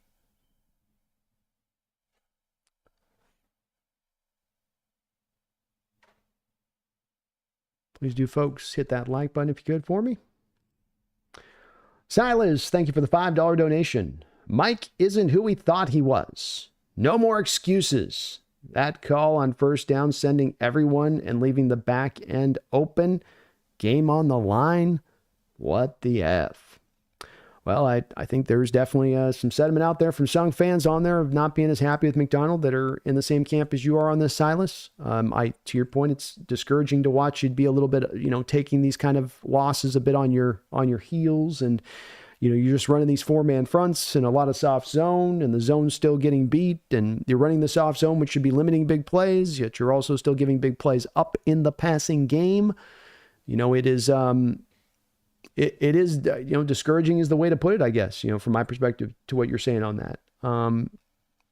Really, if we're going to lose this game, we wanted to be with a little bit more of an aggressive attitude, a little more, we're going to take it to that Niner offense. I don't think anybody that watched this game and the Seahawks defense today said, wow, we really took it to that Niner offense. We were really trying to dictate to them the terms, right, Silas? And you weren't doing that. And you didn't do it last week, and you didn't do it the week prior to that. And part of what being a good, smart defensive mind should be is not just lining your players up and telling them to get it done, to put them in positions to be successful and to have advantages.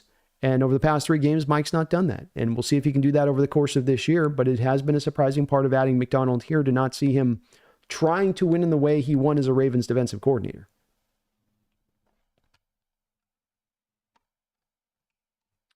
Big Peasy, thank you for the $5 donation. That ball will be thrown to the back of the end zone there on 4th down. This will mean we'll just get a victory formation for the Niners, and it'll be the end of the game. Big Peasy, thank you for the $5 donation, celebrating your first super chat. Very kind of you, brother. Appreciate you on that. He says, what an embarrassment.